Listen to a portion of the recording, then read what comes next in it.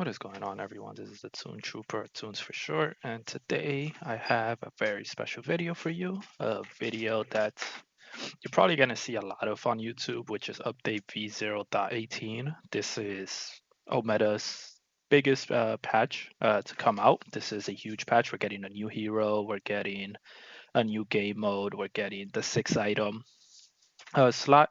And the reason and because we're getting the 6 item slot, you're gonna see that almost every single item in the game got changed. Because the gameplay is just gonna feel different now, where it's like you can't just add a 6 item because then the kill to death is gonna be a lot faster and on both minions and on heroes, and you also have to adjust for the gold and XP that's contributed because you're adding a new 6 item. So because of that, it isn't they didn't just change the items, they also had to change the heroes. They had to make adjustments to almost, I believe, every hero's kit, and they also had to make adjustments to even minions, and they had to make adjustments to objectives such as towers and Prime and Fangtooth. So this is this is pretty much a new game. This is like Predecessor 2.0, which is kind of crazy to say because everything is getting changed, and now Predecessor honestly feels, or is gonna feel starting tomorrow, like a brand new game because everything is just gonna be so different. We're gonna have a new game mode, so it's just you're gonna be able to do so much now and so many different things, and it's just like I said, it's gonna feel very different. That's a welcome change. So I've gone over the patch notes, more or less everything. I didn't look over every single detail just because there's so much, but I've gone over pretty much everything. I understand pretty much Omeda's thought process, more or less. There's going to be a lot of general changes that I'm not really going to go into. Things like I said, every hero got adjusted, so their base stats. I would go over the hero abilities just because,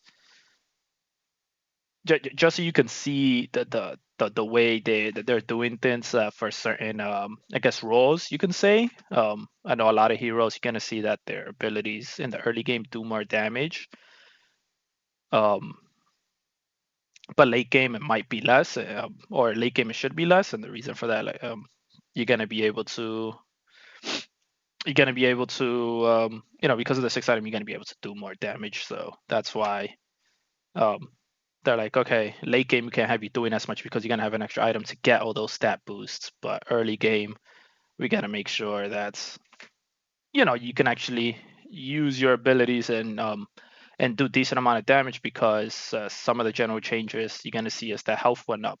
Something throughout the board that they did. So you're gonna see things like every hero, not even just heroes, towers, um, Fangtooth and Prime, even the lane minions and jungle minions, you're gonna see that their health went up. When it comes to heroes, their health more or less went up from 120 HP to around like 160, depending on the hero.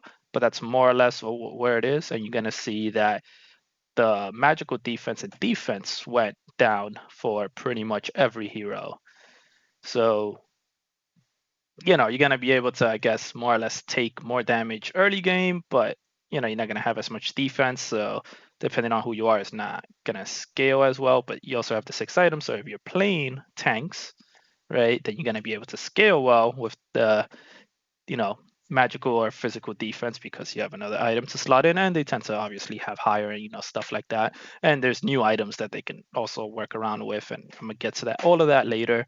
um, so I just wanted to give you a general information of this that they're doing. Something else that's is general, throughout the game, is that you're gonna see that because there's another item, you're gonna be able to get XP. Um, you're gonna be able to get gold a lot faster. So I know they put everything into percentages, and I'm gonna get to that. And I believe gold is increased. What was it? I think it was like 2.2 per second to like 3, and I think increase was like 15%. I know health increase was like 15%. Defense for all heroes decrease about 15 or 10%. And something else you're gonna see is that XP is actually gonna go down, and you might be wondering why they did that. It's like, why increase gold and lower XP? And that's because they didn't increase the level cap. The level cap is still gonna be 18. So the reason they decreased it is because they want to make sure that you don't get to level 18. You don't get to like level 18 and then you only have like 3 or 4 items. And I think that was kind of a problem that you used to have before, where it's like you might have gotten max level and you wouldn't have all your items, and now, or you would have all your items before you reach level 18. So now they have to compensate for that, and they're trying to just balance it out more or less because of the new item that's coming in. So I'm not, when I go through all the notes, I'm not really gonna look over, especially when I go to the hero section, I'm not gonna look over the general changes that they made because it's so many, and to go over every single hero, it's gonna be kind of hard for people to notice just how much of a buff or how much of a nerf a hero got based on their base stats. I will say, like I said, their health went up. Their more or less for almost everyone, their health went up. The health regeneration went up. The mana, so what I've noticed was that mana more or less went up when it came to heroes you play in the off lane or in the jungle. Their mana actually increased. However, when it came to mid laners, their mana more or less decreased. And then when it came to, I believe, rangers and supports, their when it came to mid laners and supports, their mana, I believe, more or less stayed the same or decreased. And when it came to rangers or carries, their mana stayed the same. But yeah, you're gonna see that for the most part, it was only the most characters that you play in the off lane that their mana actually increased, whereas the other people did it. Mana regen, I think, more or less also increased, and like as I mentioned before, physical and magical defense went down. So I'm gonna get started with this. I'm also not gonna read every single one of the notes. I am gonna link both this because there is actually 2 pages. You got this page, and then you got the technical page.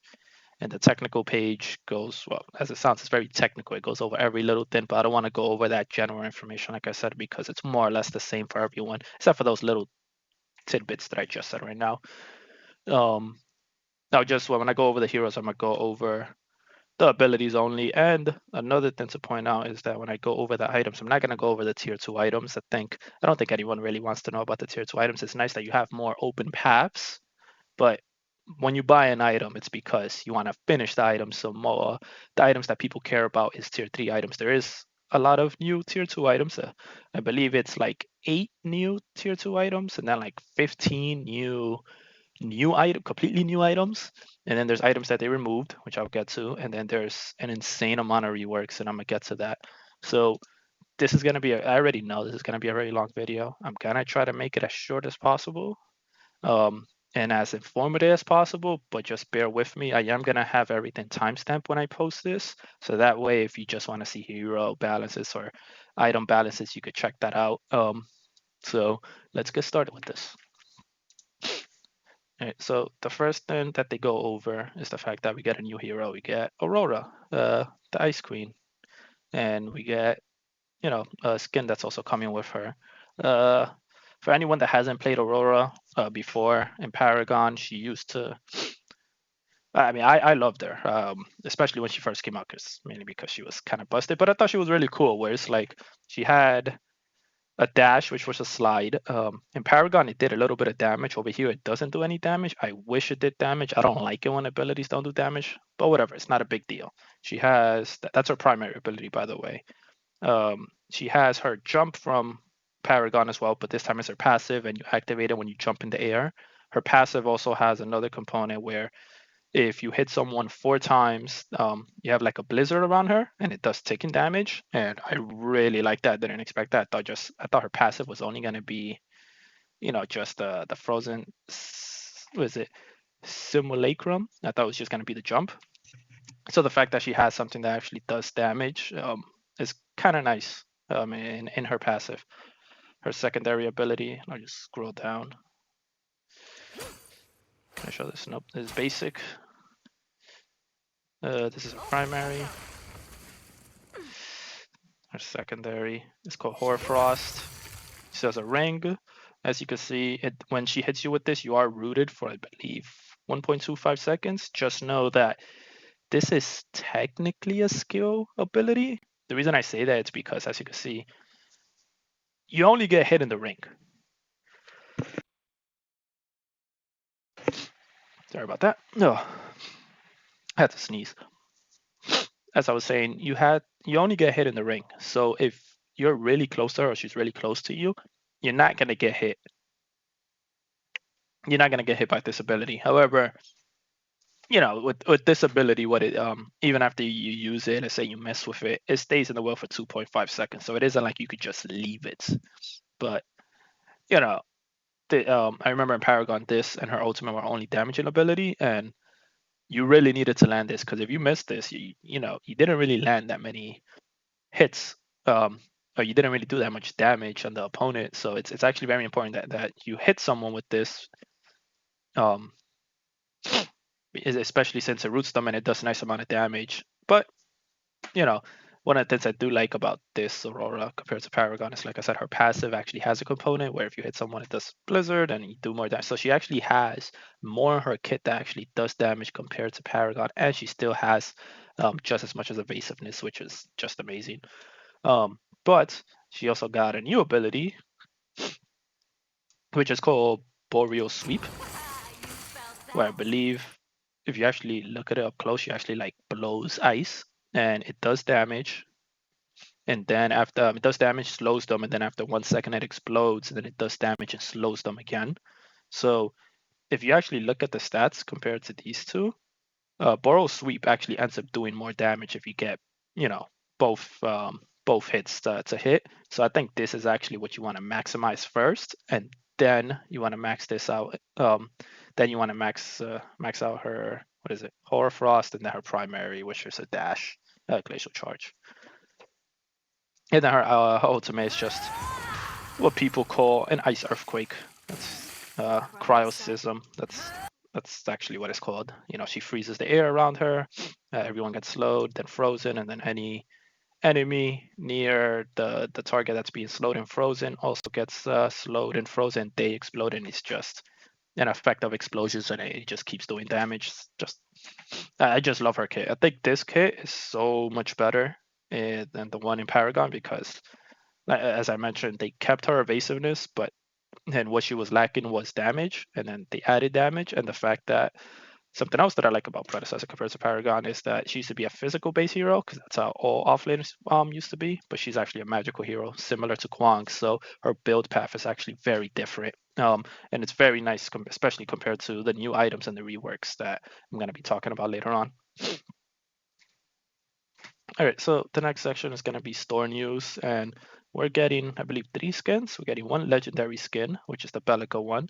They don't show it here, right? Let me see. Yeah, they don't show it here, but this is 1000% the best skin in the game. 1000%. Even if you don't like this color scheme, this actually comes with, when you buy this, or at least when you buy the bundle, it actually has 2 variants, 2 other variants. So it's this color, which is like the orange and blue. Then there's another one that's all white, and then the light blue parts and like this blue part is purple. And they have another one where it's all black, and then this is like orange, like light orange. And this has its own visual effects. If you haven't seen that, I'll post a video showcasing this video as well. But showcasing the skin, sorry. And yeah, this is just 1000% the best skin. I don't know exactly how much it's gonna cost, but I know legendary skins minimum is 20, and I expect it to cost more than that. Mainly because this one compared to the other legendary skin that we have, which is the Revenant one, which is the glacial or the snow version of Revenant, that's actually just his basic skin in recolor, but his face is different, and then they actually added a lot of VFX changes to his abilities, whereas this is not a recolor of the basic skin. It is a completely new skin, and it also has VFX, so I expect this one to cost a bit more. Yeah, so next we have Odyssey Howitzer. I don't know if people remember, but I I can't. I think it was right before Predecessor came out, like before the open, no, the close, I guess beta, when only PC people had it, and we had to pay for it. I think before it was released, they actually had like a showcase of, I think I forget the guy's name. I think it was Alex, and he had a few skins that is like, oh, that we might be working on. And I know they showed like Richter skins, and they showed, I think it was Howitzer skins, and this was actually one of the skins that was there. So I'm just happy it's actually coming into the game. This is actually an epic skin, which means this one costs 1,600 platinum, which is $16. So it's not bad. And it's when we go down, you're gonna see that. By the way, all of these have bundles, and this one, the Bellico one, comes with, I believe, a recall, its own recall, and it also comes with its own jump pad VFX, whereas the Howitzer one comes with only the recall, its own recall VFX, which is supposed to be amazing because, if you haven't watched, yesterday, Sunday, they had a more or less a showcase, and they had people try out the latest build, and there were, everyone just using these skins and showing off the new game mode, which we're going to talk about, Brawl, which is like a Smite version, predecessor Smite version of Arena, which looks really good. But the recall for both of these armies, I actually like the recall for Howitzer even more because it's like a UFO, and then it shows like the green light. And then I think if you look really closely, you could kind of see like alien heads, and that's how you recall. So I might actually, me personally, I might buy this skin just for the recall because the recall is that good. No, and obviously the skin is cool. So you have a monkey with, I believe it's a cigar, and then he gets in his mech suit. All right, next skin, Saurus. Just a common Saurus skin. I think this is 500 platinum, just $5. It's just a recolor. Ascended Saurus. I think they did this because when the Ascended skins, when they gave it to the people that have the one for like Sparrow, Narbash, and Faye, that was when Saurus came out. So I guess they felt it was right to give Saurus one. So I wonder if they're gonna do this because we also got Emerald skins when Argus came out. So I wonder if later on they're actually gonna give us an Emerald skin for Argus, which would be kind of cool.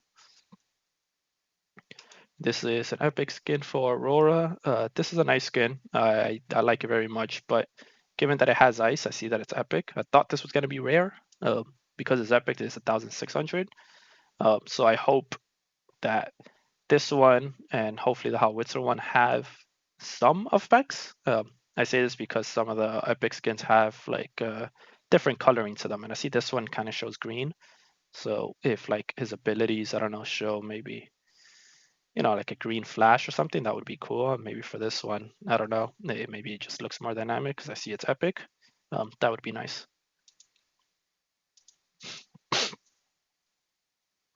I don't know. It keeps moving. All right. Let's do it from here.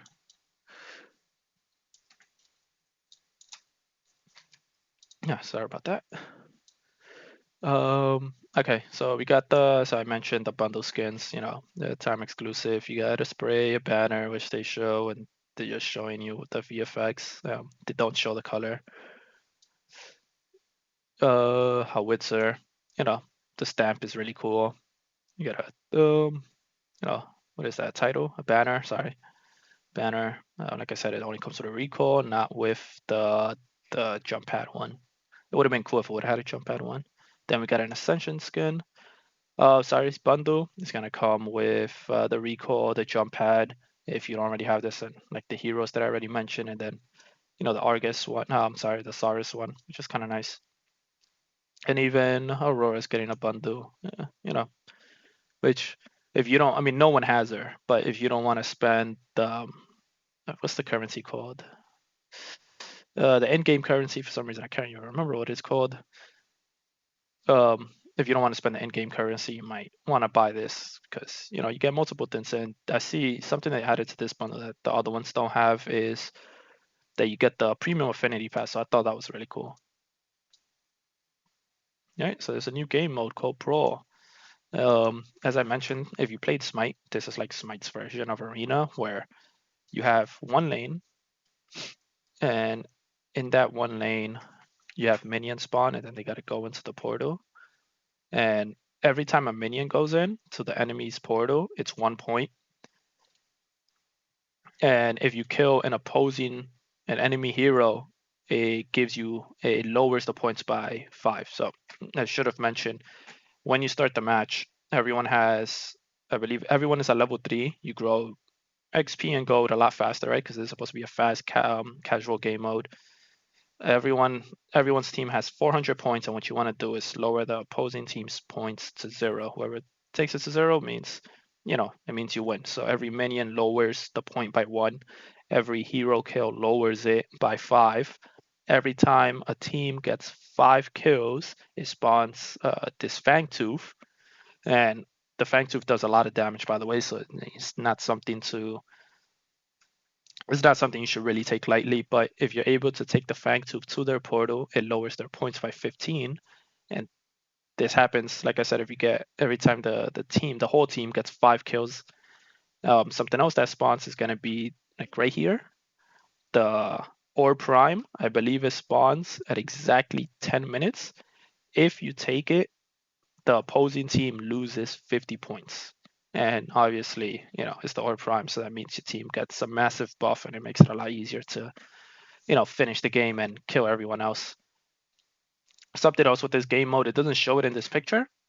By the way, I didn't mention this as well, but I'll post this brawl video in my links as well. But something that they don't mention here is that there's 2 health pots, one right here and one right here. And if you pick it up, you get health and every ally that's near you. And then on the sides, there's actually camps. I know there's one that increases your jump and increases your damage. And then there's another one that increases your size and increases your tenacity, so that way you don't get CC'd for long. And the game mode it's really fun. Here's them showing off the Fang Tubes, or one of the Fang Tubes. Prime spawns in the middle. Yeah, it's just really fun. I'm pretty sure everyone is going to be very happy to play this. Just as, fun game mode, and at the very least, you can also play this, before you go to Conquest, just to get some practice in. All right, so the next thing is audio improvements. This is, I personally like this. I think it's a pretty nice deal. They're making the game sound better. I've seen the videos of people playing Brawl, and you could definitely hear a lot of new improvements. As a new announcer, he sounds, he has like a very deep voice, and apparently anytime someone gets a multi-kill, so anything that's a double, triple, a quad, or a penta, he's gonna announce every single one, and it's supposed to sound a lot more dynamic. The other thing is that when you play Conquest, the minions and the lanes should sound a bit different. Like how supposedly in like the mid lane you might be able to hear noise from like a distance from like the other 2 lanes or something, or explosions, and you could hear like the minions like clanking noise. I didn't see any videos of with this update on Conquest. I only saw Brawl, and the thing with Brawl is that it's very chaotic. So you can obviously tell that the audio was improved, but because it's very chaotic, you can't pick up on very specific things. Or that's what it felt like to me. But I can't wait to actually see what everything sounds like once I actually play Conquest. Performance issues. If you're like me, this might be hopefully a very big deal, because I recently upgraded to Windows 11, and I don't know if it was because I upgraded, because when I upgraded to Windows 11, it made all my games run better except Predecessor. I actually lost a lot of frames, and I felt like I was getting hiccups, which I found weird, because Windows 11 is supposed to be better than Windows 10, and now Windows 11 has been out for a long time now, for a decent amount of time. And if you look up into all the updates that Windows 11 is having, a lot of people are actually saying that when it comes to gaming, it's just as good, or if not a little bit better, than Windows 10. And just because I know a lot of people stay on Windows 10 and they don't want to upgrade because it's supposedly Windows 10. When it comes to gaming, they're their FPS, it tends to be better than Windows 11, but Windows 11 has been out for a long time, and if you look at all the updates, Windows 11 is apparently the better choice, and you should upgrade. But and like I said, it made all my games better, but Predecessor. So hopefully it fixes that issue. I had to lower my settings a lot more than I wanted to, so hopefully it makes the game run better. Console localization. I didn't actually look into this. This is game translations.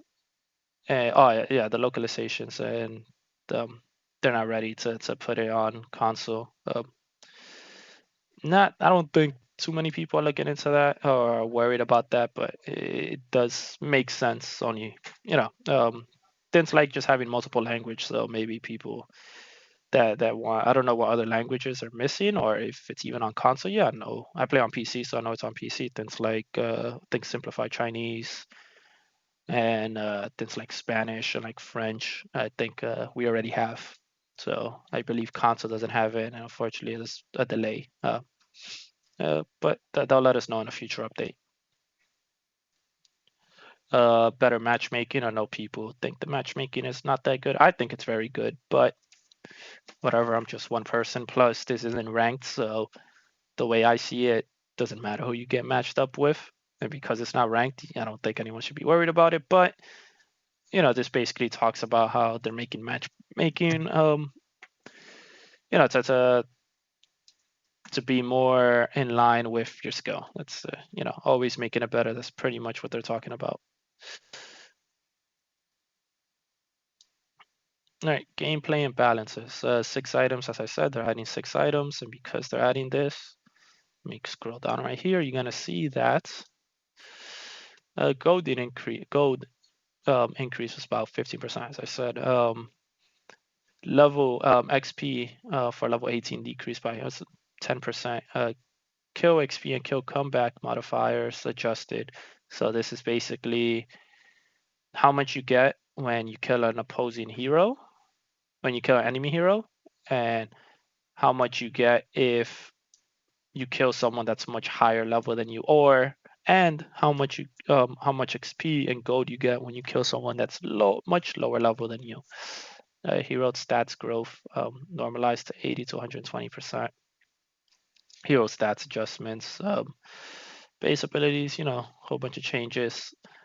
Anything that I haven't mentioned before. Oh, yes.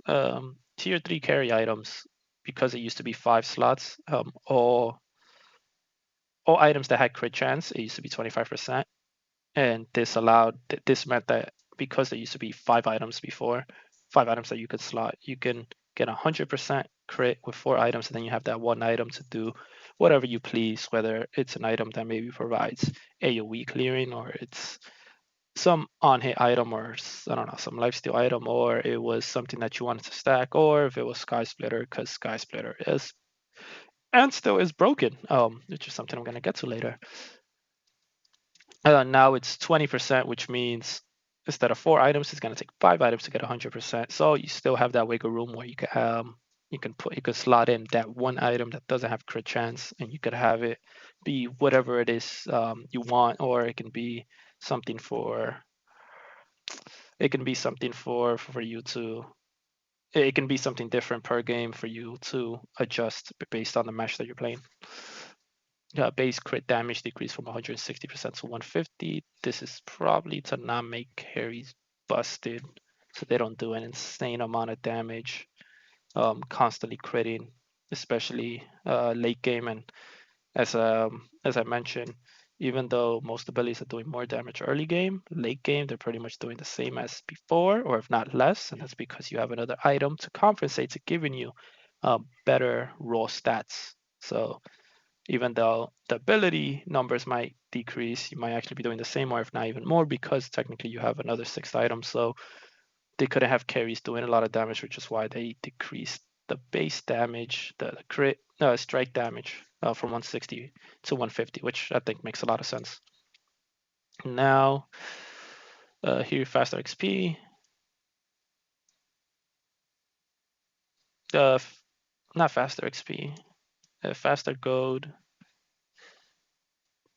It says faster XP, but it's actually a slower XP.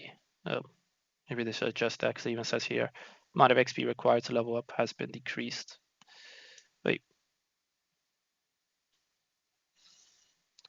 Along with these gold changes, the amount of XP required to level up and the XP values from the respective sources has been changed. Okay, so wait, I might have got that confused. It takes less XP to grow a level, but I believe you still need a lot more XP than before, if that makes any sense. Where's the then? I just want to make sure. Oops.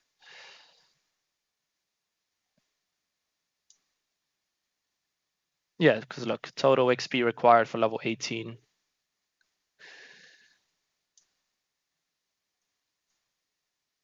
Ooh, I might have gotten that mixed up. Okay. Total required XP for level 18 decreased by 10%. So not each level. So you should be getting to 18 even faster. Okay, so I might have messed that up. I'll make an adjustments regarding that.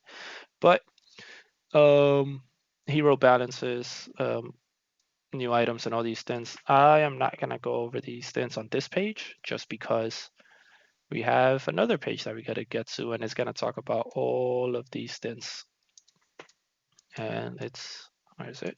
This page. Update V0.18 technical details, whereas this one was coming soon. It just gives you general information of everything. This is the technical details. So this is the part that's gonna take really long because there's just so much to go over. Just an insane amount of pages.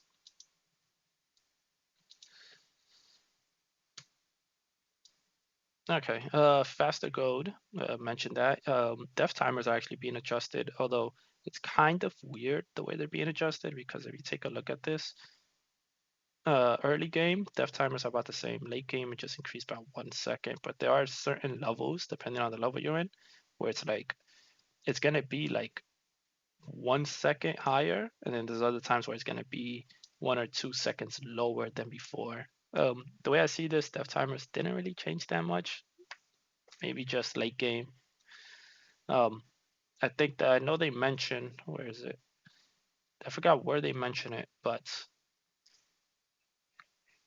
the it's dev timer should be lower during mid game, which I believe it is. I think what is it like right here?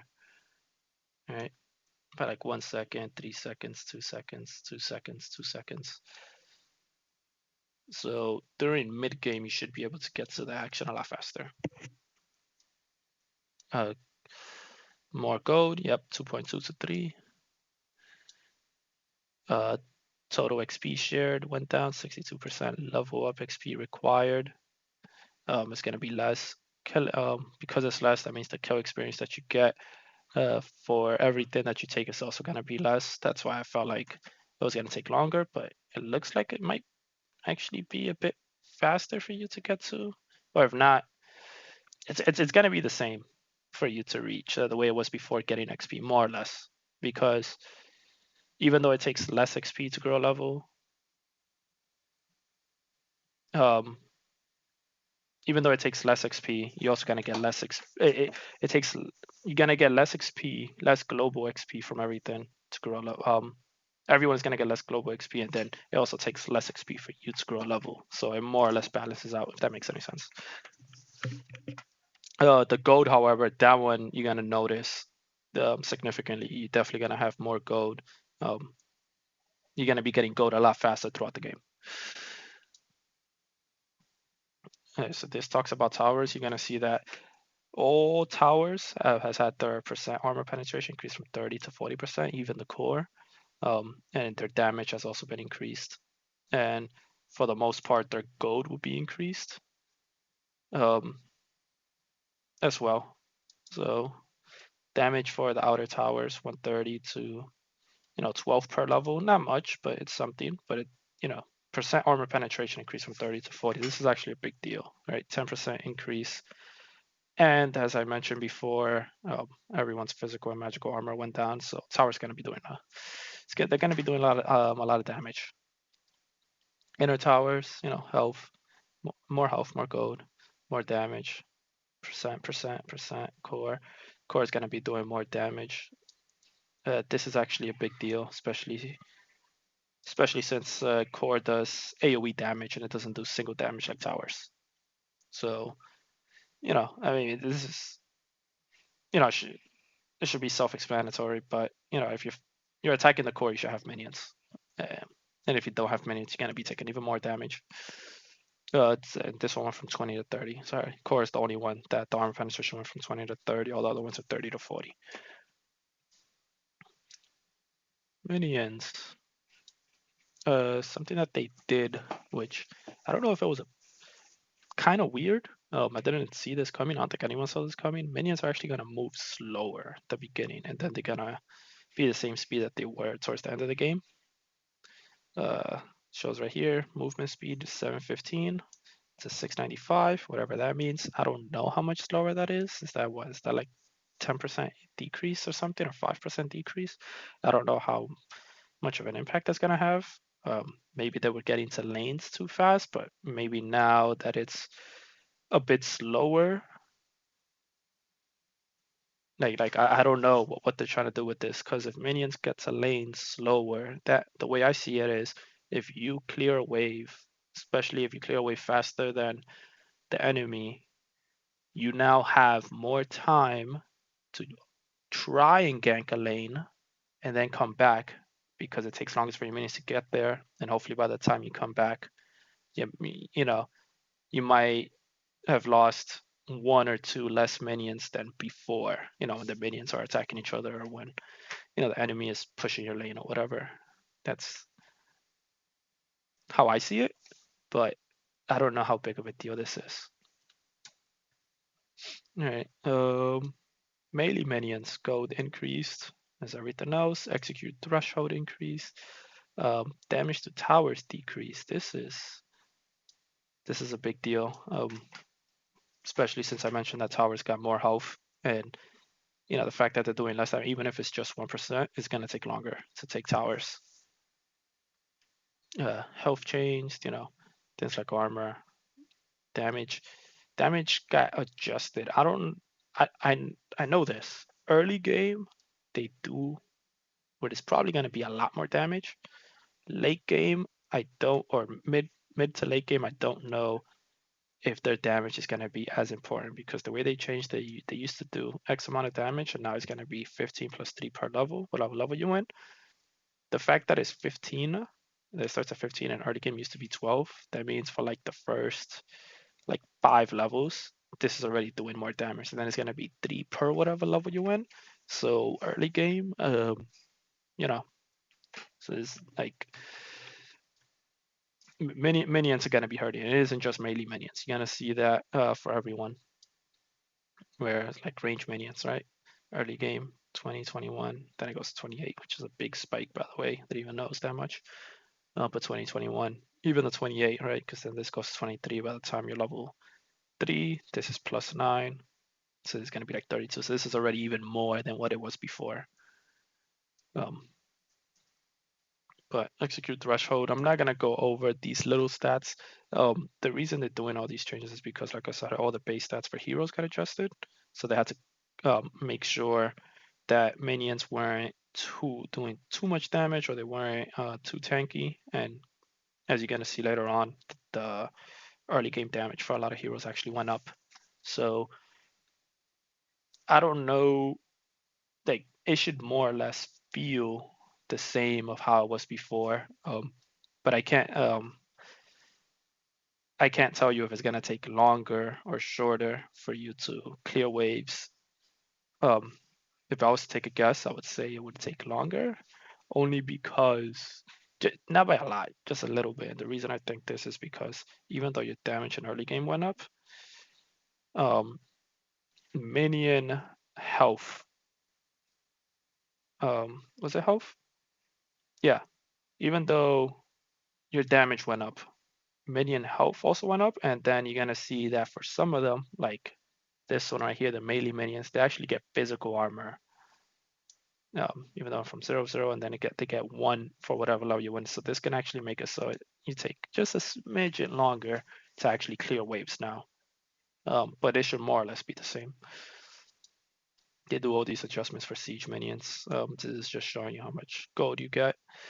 Also, for anyone that didn't know, because I didn't know this, I knew that all of them gave you gold. I didn't know that melee minions give you a lot more gold than range minions. And this one actually went up by 2. This one went up by 4. But you know, that's something that I didn't know. So if anyone didn't know, now you know. So make sure you're getting them last hits, especially. And if you're gonna miss one, hopefully it's a range minion and not one of the melee minions. You definitely want to get the last hits for all melee minions and siege minions, because siege, well, super minions give it the most, but that's when you take inhib. Right? Yeah, inhib. Siege minions obviously give you just an insane amount of gold. It used to be what, 63 to 90 to 65 to 111. It's just a lot. Yeah, just do more damage. This one actually has less physical armor. I guess siege minions, they were definitely tanky, super tanky. I mean, honestly, they used to take like 6 hits from the tower, so it was just insane. So I think this actually makes sense.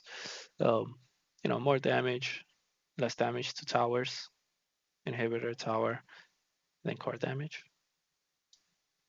Yeah, super minions. Okay. All right, so we're gonna talk about a few jungle things. Same thing happens to the jungle. They do give you a bit of understanding of how long it takes for your first clear, especially around 315 to 320. I so I believe this is a bit faster than what it was before, because I would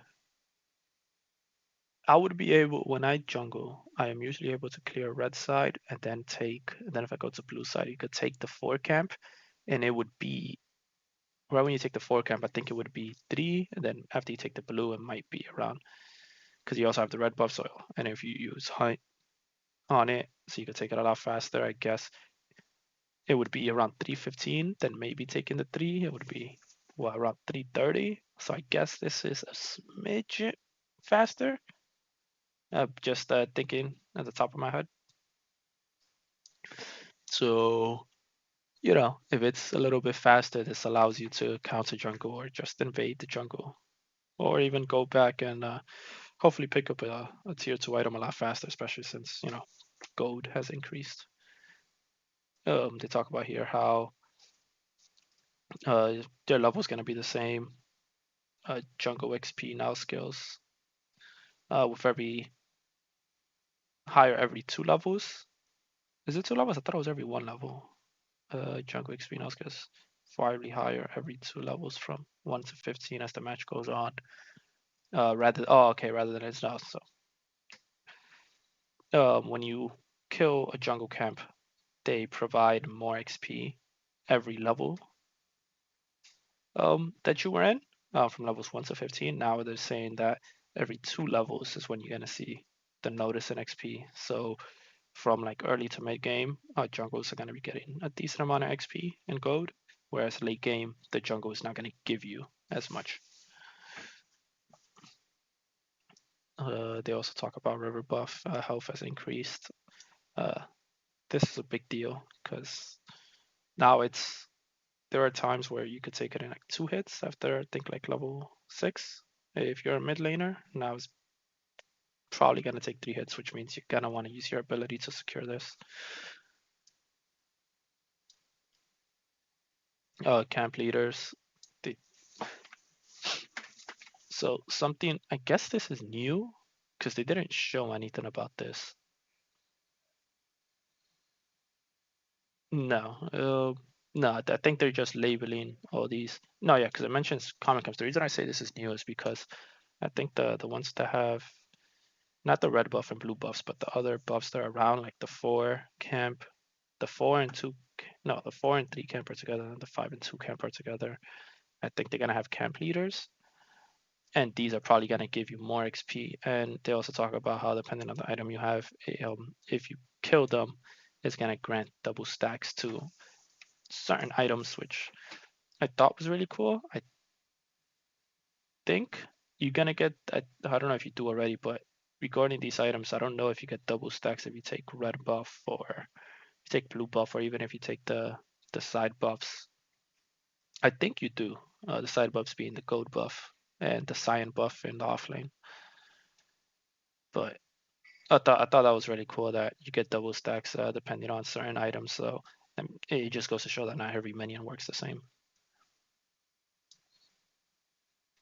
Hunt. First monster bonus XP decrease from 150 to 140. I have no idea what this means. I don't know if this is when you use it, but okay.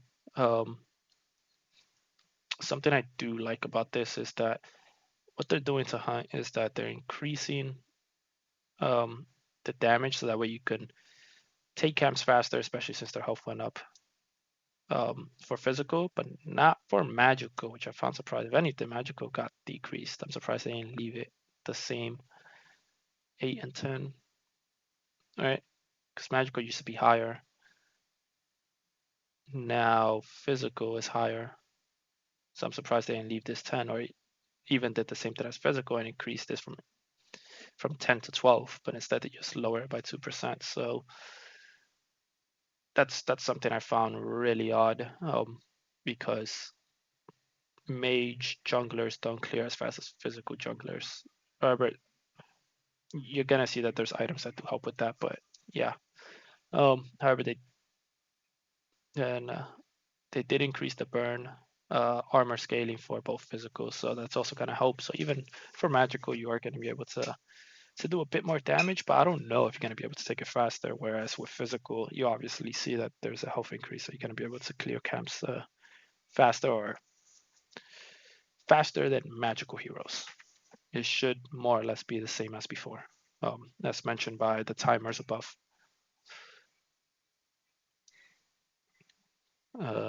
Just buffs that they're talking about when it comes to all these objectives. Or prime, mini, fang, primal. You're gonna see things like physical armor increase, magical armor. Like I said, you're doing more damage. You get another 6 item. Um, you're gonna see things where is it health has increased. However, I think it's for primal and or prime. The stats that they give you when you take them were a little bit too high, and once you took them, it pretty much guaranteed that you win the match. So they're actually making it so these stats, even though you still get mana regen, health regen, damage buff, is not going to be as strong as it was before. Even though it might take a little bit longer for you to clear this objective.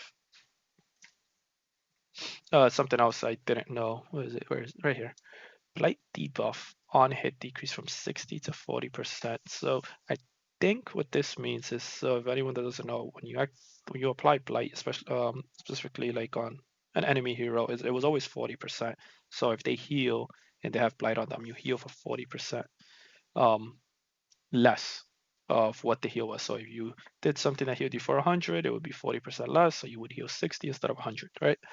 So because this says blight on hit on or prime, I guess let's say you hit or prime, then you see the enemy team coming, so then you leave, and then as you can see or prime, then the health regeneration will start, then we'll start getting his health back. I guess if you had blight on them, it would decrease that health regeneration by 60%. Now it's going down to 40, so it should get its health a lot faster if you don't continue or you don't pursue to engage or continue the fight with or prime. I did not know it was 60%. That's insane. And the fact that our prime only had this, I don't know if I was the only one, but now it's 40%, which it makes sense. And I think it's something that it should have been like this the whole time because this is what it was on literally everyone else in the game. So we got primal buff, we got cyan buffs. Like I said, it's talking about XP increase, sorry, decrease. X XP decrease, gold increase, and then they have more health and stat stuff and all that. Common camps, same stuff. Heroes, I already gone over this. General changes. Health regen increase from 20 to 50%, which is higher on average, which means you might not want to back as fast as possible. Um, depending on the situation, right? Because you're gonna be able to get your items a lot faster. So if you could finish your item, then obviously you're gonna back to get it. And physical armor, attack speed is actually less too. That's something that I was to bring up. 20% less on all heroes on average. This is not that big of a deal to most heroes, except for maybe carries. However, there are some carries that their attack speed did it go down? Yeah, it did go down. Um, yeah, so sorry. This is definitely for everyone. This is more of a big deal when it comes to carries than when it comes to like mages or supports, where it's like you mainly focus on their abilities. Whereas carries, they or at least most carries, they want to have a lot of attack speed, so their DPS could be very high. Yeah, so now we're getting into the hero changes. I'm not gonna get into, like I said, this part, but I'll get into the abilities. And the first one is Argus. So I'm gonna go through this, like I said, very quickly because most of the changes are pretty much the same for everyone. Where they got health increase, health growth increase, health regen, um, health. That's weird. Health regen increased and health regen growth increased. Right, the growth, the regen. Same thing with mana. Mana growth, mana regen has increased. The only thing that decreased was physical armor, magical armor, the scaling for those, and for some people, physical power, and as I mentioned, the 20% of attack speed. So I'm only gonna focus on the abilities and anything that I see that's um, that are when I went over anything that I deem that's worthwhile. Those are the ones I'm gonna talk over. So Drago, his passive scaling decreased. I'm surprised that this is continuous damage. So if you keep doing more damage, his damage keeps, no, numbers just keep going up and then decrease that. The scaling went from 15 to 12, the multiplier 35 to 35 to 30%. Everything else is pretty much the same, where it's like they increase the base stats, lower the scaling, base stats, lower the scaling. This one I was a bit surprised about because um, it went from 18 to 54 to 20 to 52, so it's more early damage, but less at level 5. But this is what you mostly max out with Argus anyway. So the fact that the base damage didn't even stay the same, but actually went down, is surprising. This is when you actually get this ability, which is his alternate ability at level 5, it becomes what people like to think of as a machine gun, because you could just hold down the ability and it'll keep throwing these green particle shots until either you let go or you run out of mana. Ultimate increase, whatever. So same general, same general things for everyone. Countess. The biggest major thing for Countess.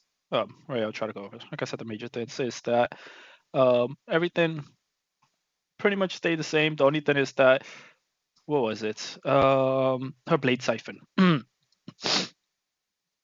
Her blade siphon, this is something that you might actually want to max out first instead of her 2 now, the way everything was set up for her, because even though her scaling went down by a lot, which wasn't by 5%, it was actually by 10%, her healing actually goes up by a decent amount. It goes up by from 6 to 18 to 10 to 22, it goes up by 4 per level, and the cooldown also decreased. So depending on, because this is all just from what I see, I haven't actually tried the patch or actually tried juggling with her, but one of the things with Countess, especially with with some of the assassins that jungle, is that they don't tend to have a lot of health after they finish jungling. Not like Chimera, Grux, Rampage.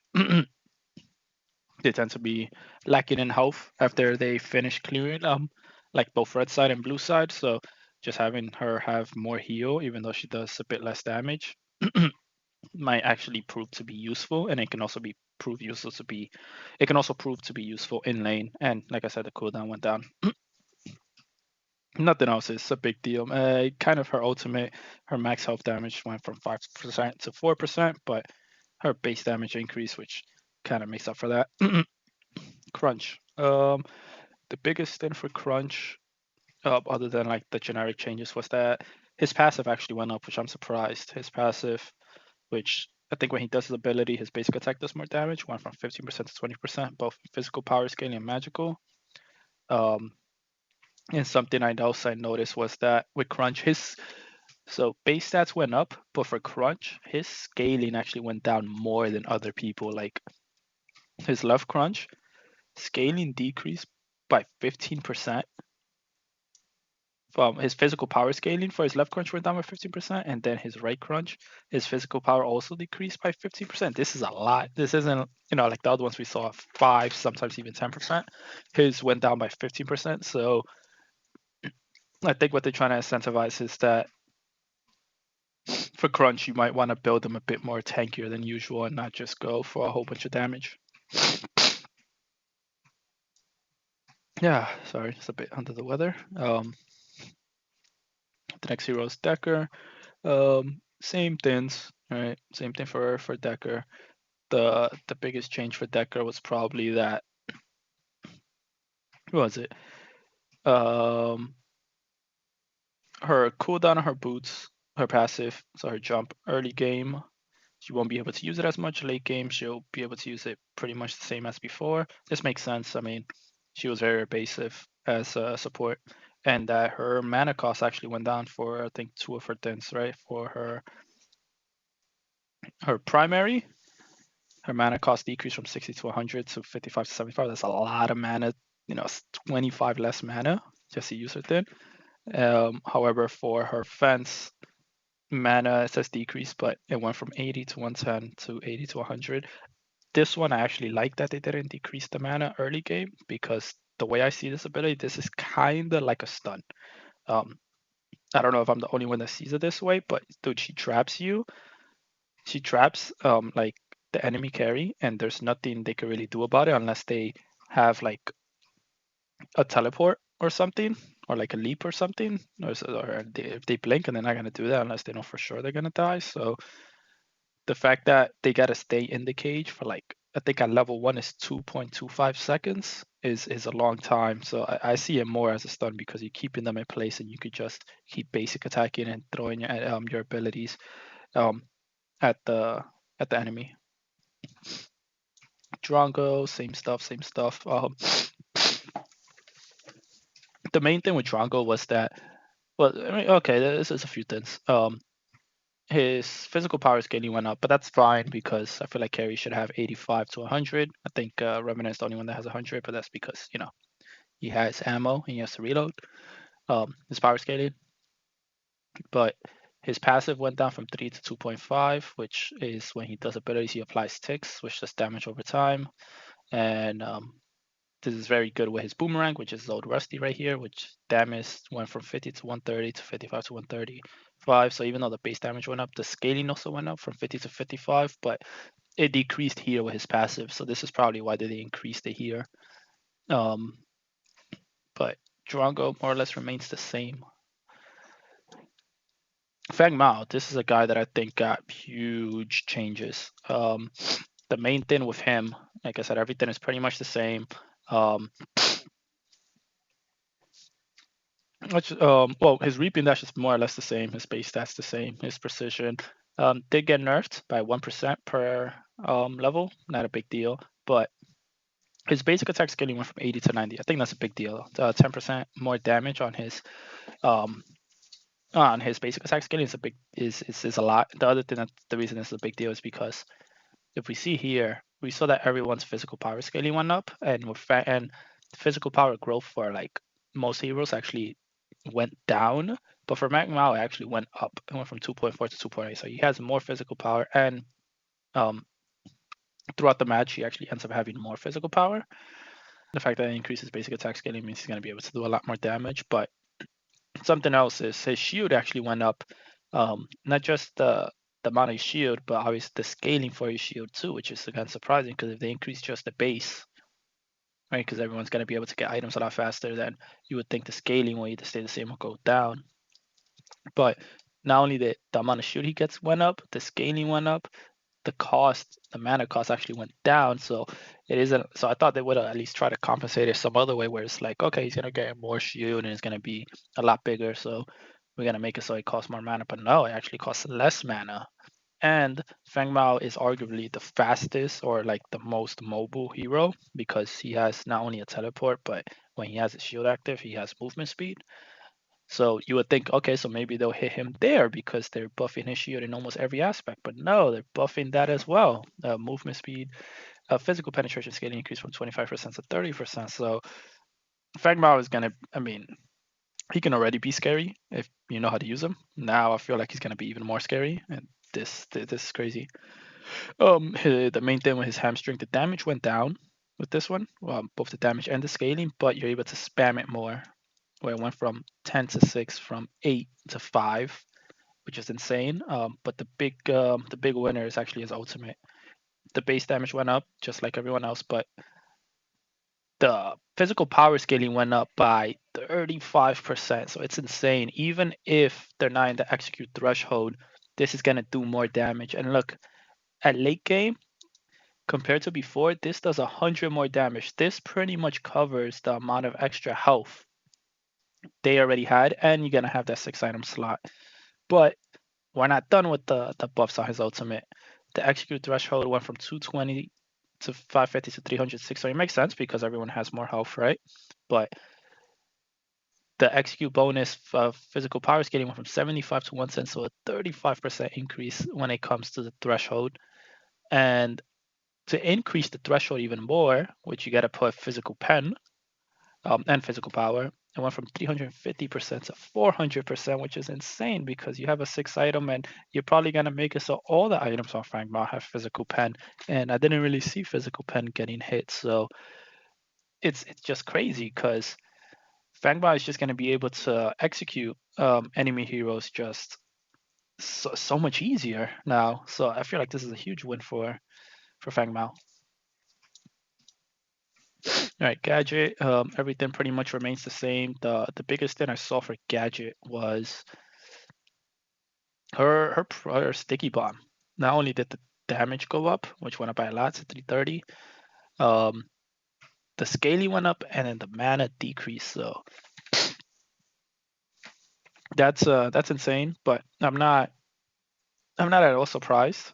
The reason I think it's insane because you're gonna see with Gideon is a bit different, and you're gonna see with Howitzer as well. But where their scaling is not as much, and their damage is not as much, and their scaling is less. But that's fine with Gadget, like because they do damage.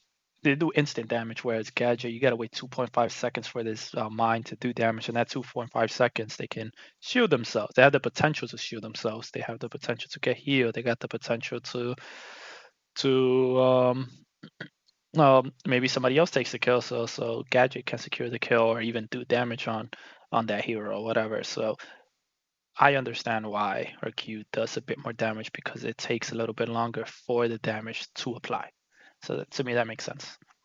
But everything else is pretty much the same. The only thing that was surprising, I think, in this one, her ultimate, the base damage instead of increasing went down, but the scaling went up. So this one they did it like reverse, where it's like normally the base damage goes up and then scaling goes down, but this one the scaling went up and the base damage went down.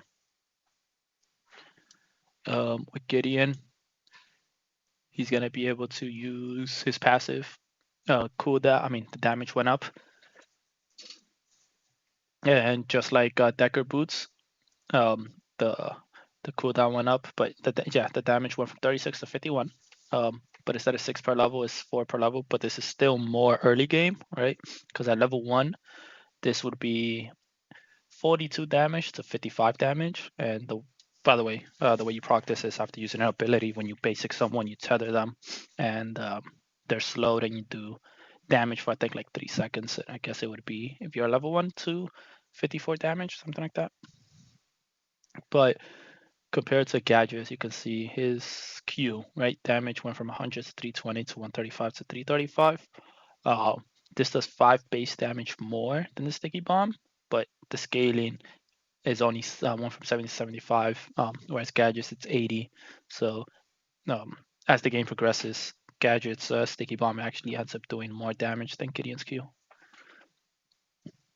And then everything else is pretty much fine. Black Hole damage went up. They didn't do anything scaling, but damage went up. Greystone.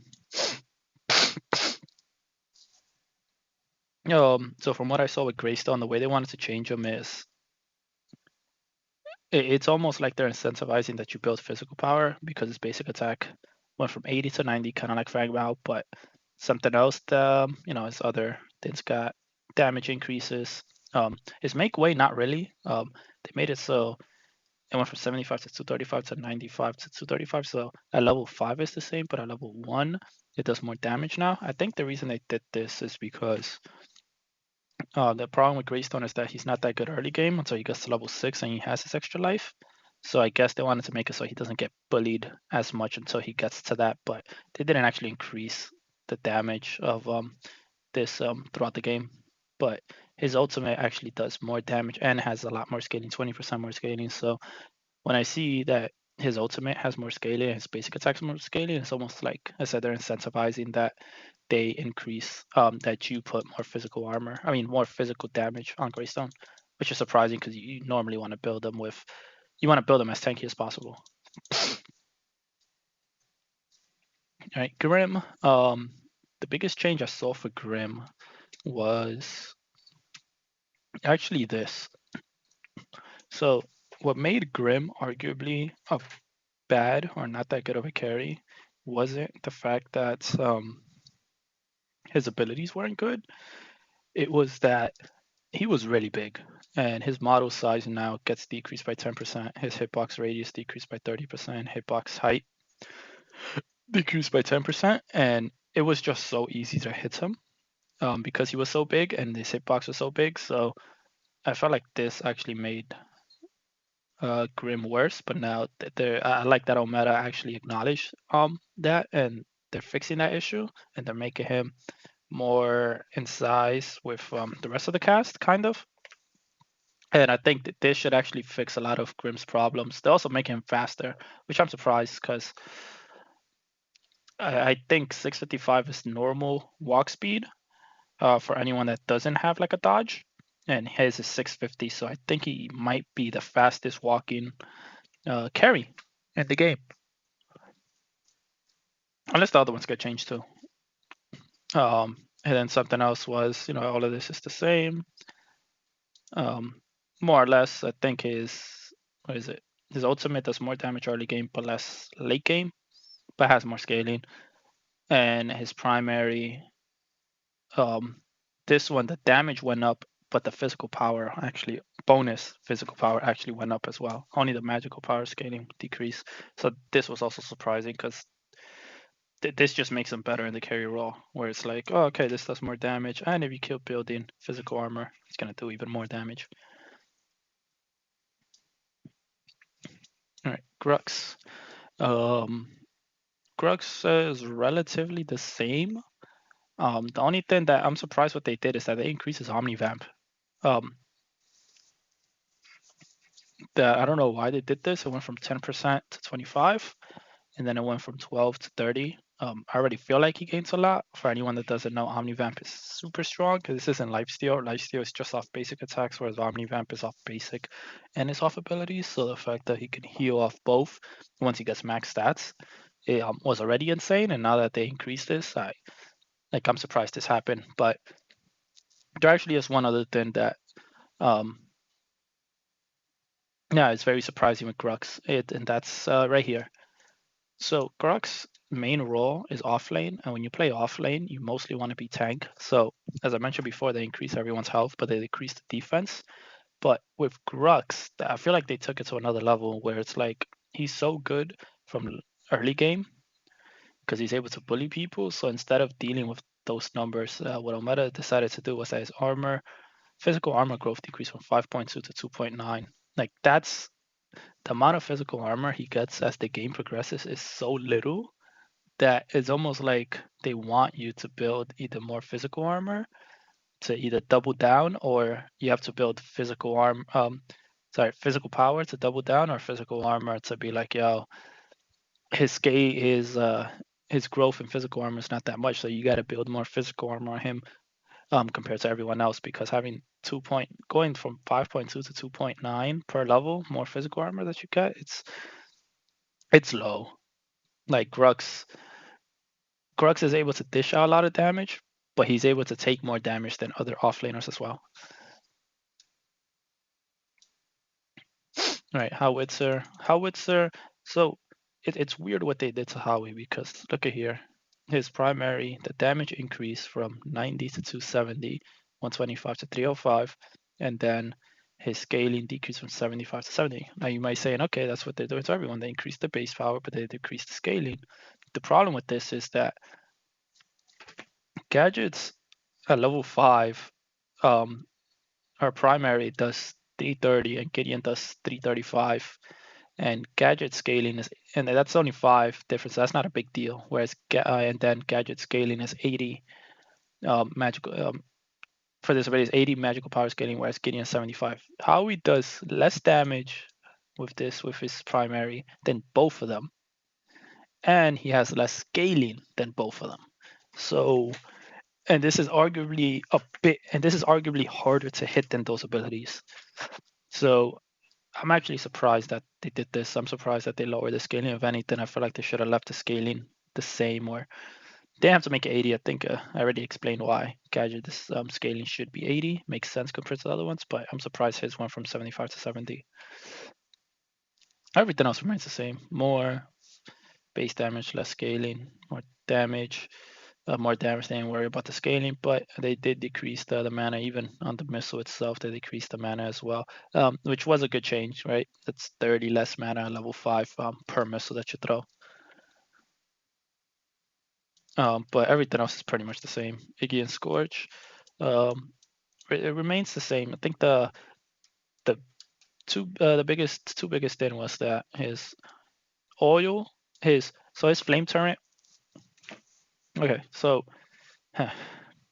with Iggy Scorch, his flame turret, it gains more health based on hero level and not based on a ability level. And because of this, you could make most people that play Iggy, they'll probably want to level up his flame turret either last or second to last. And the first thing you maximize is actually his Molotov, which is his main damage, or his biggest damage that he can just throw at people. And with this build, you might actually finish Flame Turret second, might actually finish Oil Spill second. Might actually finish Flame Turret last and finish Oil Spill second. And the reason for this, because Oil Spill, the damage goes from 40 to 120 to 80 to 160. That's a lot more damage. And even though the scaling went down, the thing with Oil Spill is that if you burn someone while they have this, the fire damage is increased even more than before, from 10 to 30 to 13 to 34, and then even the power scaling for it went up. Whereas the turret, when you max it out, like before, it went from 12 to 44 to 14 to 42. So at level 1 it does more than before, but at level 5 it does less. So I almost feel like you actually want to finish Flame Turret last, because it's still going to be tanky because it gains health per hero level, and the amount of damage it gets is not as much as before.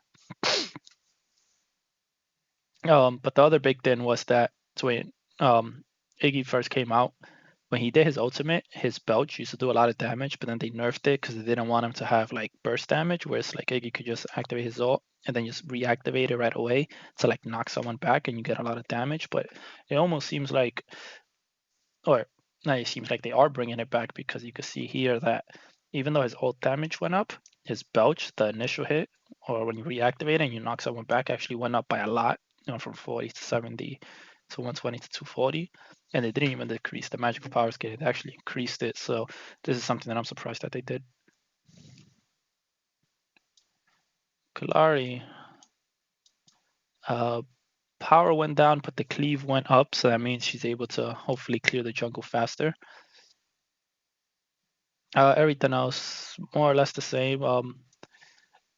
her Shadow Walk actually does less damage, 50 to 150, 40 to 120. I mean, people find that annoying when she goes invis and she's able to burst people down. So okay, this is the same.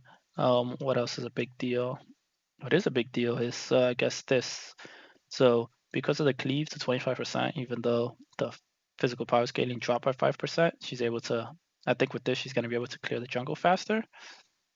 And with Crippling Dagger, if you see here, bonus monster damage actually increased from 65 to 110, and because she gets two of them, I think Kalari might be able to clear the jungle faster, and if she clears it faster, that means she's going to be able to have more health, because most assassins, when they clear the jungle, they tend to have very little health after they finish the red and blue their first time.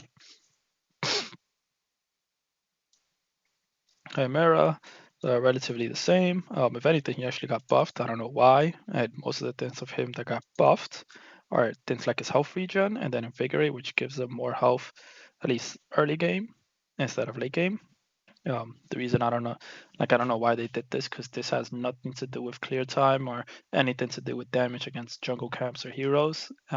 Instead, it just makes it so that when he already clears, he usually has full health. Now that they increase his health regen, this is gonna make it easy, or it's gonna make it so most Chimera players are gonna just attack Fangtooth, because even if they get interrupted, they're gonna end up having more health than before anyway. So I don't know why they increase his health regen. I don't get it. I don't like this change. But he does the same thing more or less. Gets more movement speed. I think after 15 stacks he gets movement speed, and then the amount of stacks he gains on kill decreased from 10 to 8. But that's not much. But everything else is the same. More total damage. I don't know why this says dot damage. Final damage I think is a 2-hit when you move, so I think that's what that means. But this says dot damage on his ultimate, and I have no idea what that refers to. Kira, more physical power. What is this? Mercy does less damage, but it has less scaling, so it's like the other way around. And the range is actually increased. It's not by a lot, but thank God, because this was practically basic attack range. It was a little bit higher. Now having 1500, I think, is a good idea. And what is this? Her ultimate damage went up. Her physical power scaling went down. I'm surprised they did this. She's super vulnerable when she does her ultimate, so I don't like this change. I think they should have left the scaling at 360, but it is what it is. Kwang. Um, all the same, nothing crazy. What changed with Kwang? Oh, his damage on his ultimate went up, and then the scaling also went up, and as you can see, it went up by 10%, which is a lot. And oh, his shield, his 3 when he does the lightning, the damage went up, and the true damage also went up, which, base stats went up. That also makes sense. But the shield also went up. The amount of shield you get off it went from 70 to 170 to 85 to 185. So 50 more, not a lot. So I don't think this makes him like super broken or anything. But it is worth saying that it went up. His primary, when he throws the sword as well, the damage went up, and the scaling, instead of having the scaling to stay the same or go down. So overall, compared to everyone else that got more or less adjustments, to make everything more equal to what it was before based on the base stats and all the changes that they're making, Kwang overall got a buff. Utana Bellica, let's see, her main thing was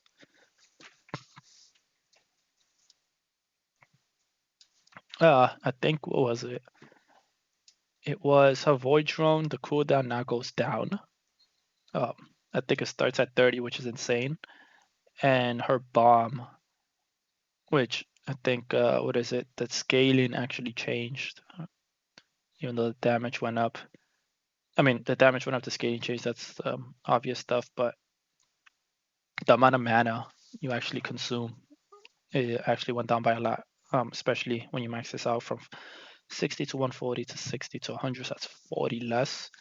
And the amount of mana you get back is less, but just having it so that it's 40 less mana, so even if you miss it, it's not as bad. The penalty is not as bad as before. It's pretty good.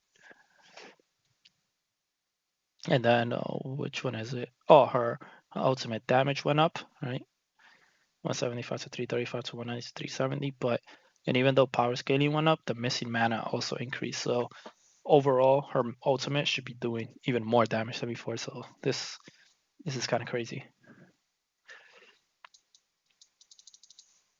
All right, next is Morigesh. Her passive went down, so her ticks aren't going to be as much, which is fine because Megacosm is going to be super busted.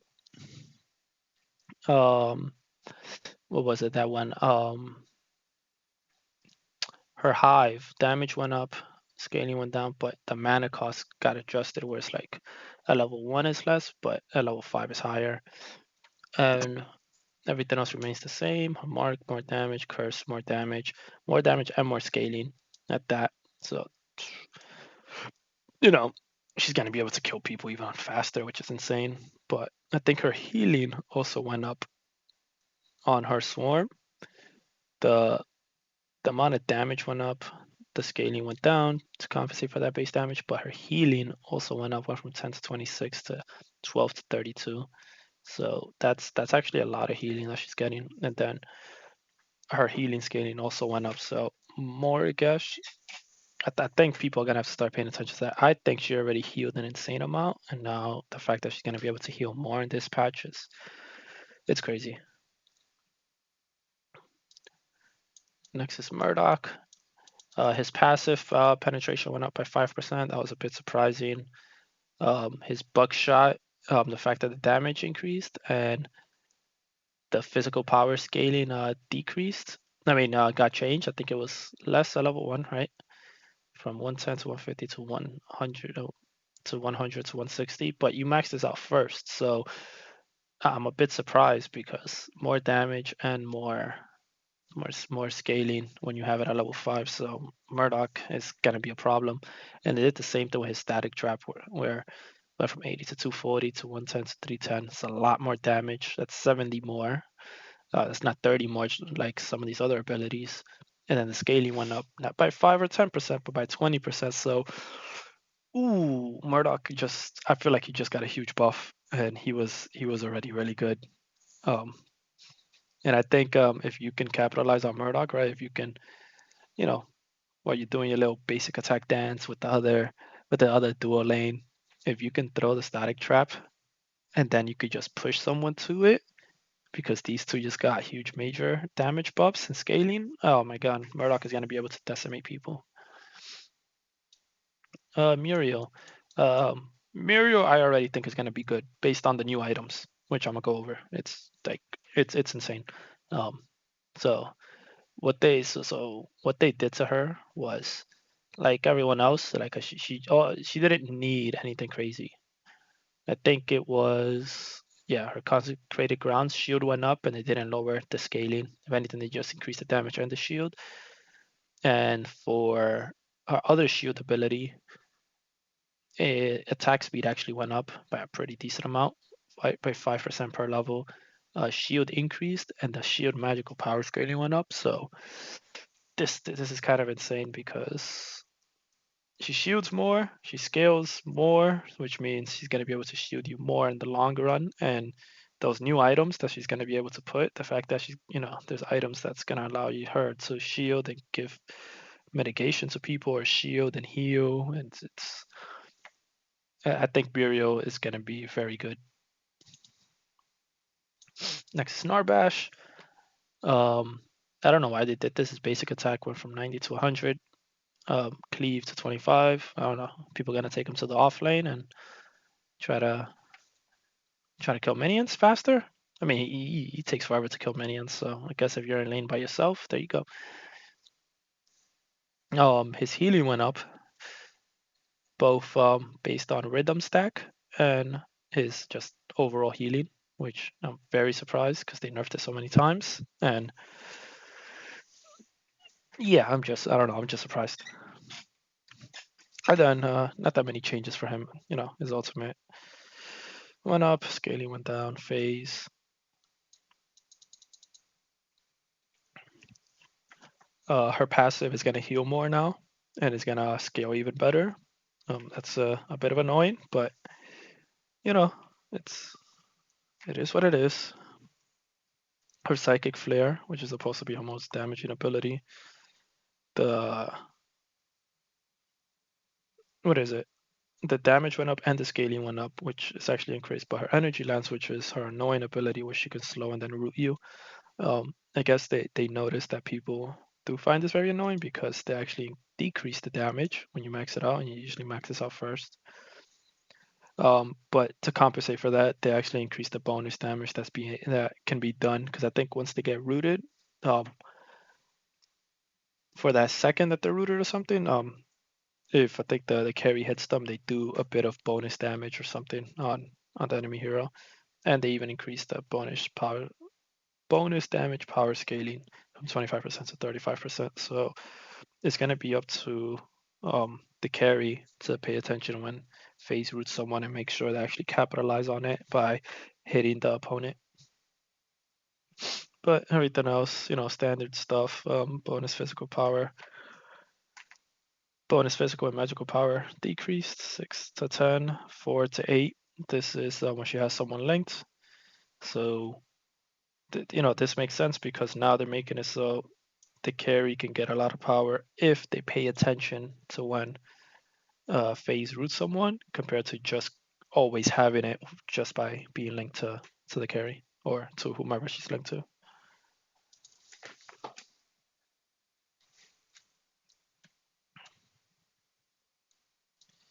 Then Hyperflux was attack speed, went from 50 to 100 to 55 to 105, just 5. And then ability haste went up by 5 as well, whatever.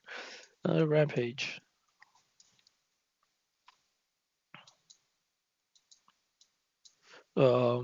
His passive got changed. Rampage is basically the same. I think all they did was make it so his max regeneration decreased from 0.4% to 0.2, but the out of combat multiplier is now, instead of 2 times, it's now 4 times. So everything else remains. This is, bonus physical power went down, damage increase on his 1, decrease scaling on his 2, but it didn't increase the base. Like these are just little tweaks. It doesn't really do anything to Rampage. If anything, the biggest thing is that when he jumps now, instead of mana going from 80 to 100, it's always going to be 80. So it's whatever. Revenant. Unlike Grim, his movement speed did not get up, so I think his movement speed was 655. Grim is 660. That's why I was saying that I believe Grim is now the fastest moving carry when it comes to walk speed. Yeah. Revenant. What was it? I think his scar now does more damage, right? Damage increase from 10 to 70 to 30 to 90, which is nice. Bonus physical power scaling increase and magical power scaling also increase. So, nice stuff. And then everything else is the same. More base power on his his Q, less scaling. His health rounds do less missing health, and less the crit modifier also went down. Richter passive shield max health decrease from 30% to 12. Thank God. This should be like 10% though. It's annoying that Richter, all he has to do is stand still and then he gains a shield and then he's really annoying. But Richter, I don't know why they did this, but his Q does more damage and more scaling. Okay.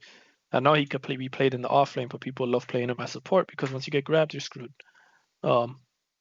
And then his electrocute, more damage, and then in order to compensate for that, they gave him more mana. Okay, that's fine. This is really important in the off lane. And then Riplash, I think the damage went down by 10. And his ultimate, more damage, less scaling. Same, and then more cooldown. Just generic stints. Okay, this is why I'm going over this. I'm going through this as fast as possible because, like I said, most of these stints are just generic. And it's something that they've done to every hero. I'm just trying to go over the things that I think make the hero unique. What change makes them unique, or what change actually stands out. Seraph, for someone that's supposed to be an assassin, or her main role is jungle, so I see it as she's supposed to be an assassin. She has a lot of magical armor and physical armor.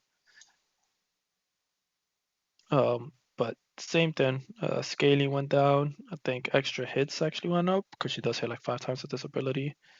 Her ascent damage went up, but scaling also went up for this, which is actually surprising. So when she's chasing someone, if she does land with her secondary, she does more damage, but more damage on her chastise, less scaling as usual, and more damage on her ultimate, but cooldown was increased to compensate. Sevarog, um, he gets more health when you get to a certain threshold. His passive gets 10 or more health. 10, then I think is 15, 20, 15 to 20, and then 25. So, it's something. But my favorite change with Sevarog is this. Like, thank God. I don't know why this was a thing. Like, physical power scaling with his basic attack went from 60 to 80. Like, I know you want to abuse his Q, but sometimes you got a basic attack, and his basic attack just didn't do as much as others. So, what was it? His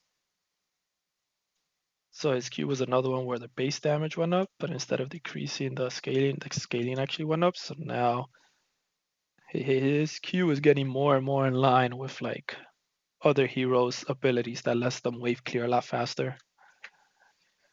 His subjugate went from, what was it, damage increase, but to compensate for it, the mana increase. But something that actually is nice is that his ultimate, the damage went from 220 to 600 to 270 to 570. So even though it's 30 less at late game, at level 3, the power scaling increased by 60 to 75. So because this is late game number right here, this is a late game number, he's obviously going to do more damage. So going up by 50% is a very big deal. And as you can see, early game when he first gets it, he does more damage, 50 more damage than before. So this is to me, I see this as a buff to Sevarog. The fact that his Q does more damage and more scaling, and his ultimate as well. It's very good. Shinbi, I think, what is it? Early game, she's gonna be able to get her passive a lot faster, whereas the cooldown went from 16 to 11, so 5 seconds faster, and then 0.2 per level. I think late game is about the same speed, but early game she should get a lot faster, which is kind of cool because her basic attack is enhanced. It does more damage. We went from 10 to 14, more scaling. The multiplier is not as big, but what's also cool about her passive is that it adds another stack to her ultimate when she's level 6. Line tempo, more damage, less scaling, a lot less scaling, 10 less scaling, which is a big deal. And her cooldown also got changed from 6 to 4 to 6.5 to 3.5. So more early game, less late game. You build a lot of haste on her. You're probably going to be able to use this ability every like 1.52 seconds because it's insane. Let's see. Let's see. Her circle rhythm, her damage actually went up, but similar to Kwang, the damage went up, and then the shield also went up by a pretty nice amount from 30 to 110 to 50 to 170. So if you max this out, 60 more shield, but the shield also scales better. So you're gonna end up getting even more shield before, and this isn't like 5%, this is 10% increase. So this is nice. And then mana decrease from 60 to 80 to 50 to 70. Cooldown decreased as well from 15 to 9 to 14 to 8 by 1 second per level. So she's gonna have more shield, use it more reliable, more times, and it's gonna cost less. And that also means just does more damage and more scaling, and her dash as well. But you use this to escape, so whatever. That's whatever. Sparrow got an interesting change as well. Stack, what is it? Her passive does less damage, not by a lot, but her hail of arrows, depending on the type of player you are, maybe you're gonna want to max this out first because the damage increased by a lot, from 80 to 200 to 120 to 320. So if you max this out first, this has 120 more damage than before, and the scaling went up as well. They didn't even decrease the scaling, which is already high. It's insanely high for an ability having 150 scaling. It's a really huge scaling amount. So now piercing shot, damage decrease, but and then scaling decrease, same stuff, whatever. Ultimate damage increase, but cooldown increase as well to compensate for it. All right, now we got steel. What was surprising about steel is that his shield that he throws to block attacks damage went from 30 to 110 to 70 to 150. I don't know why it does 70 damage at level 1. That's a lot, but I thought anyone's gonna be passing through it. And everything is pretty much generic stuff. The amount of shield he gets from his passive is increased. Shield max health decreased because this went up, so you could count this as the scaling for that shield. His bull rush, the mana decreased from 80 to 60 at all levels. This is insane. The fact that he's just able to like run people down, and he gets a shield if he hits someone and he pushes them aside. And the damage went up like this. Like if you're playing him as support, you might want to build a lot of haste and just bully people with this move. You're just gonna be able to keep dashing in, and then bonk them in the face to stun them. Which did get an increase in mana, his bonk. But they did that because the damage went up. And then his ultimate damage went up, and then cooldown went up. Generic stuff, damage went up, scaling went down. Mana decreased. Harvest needles, damage went up, scaling went down.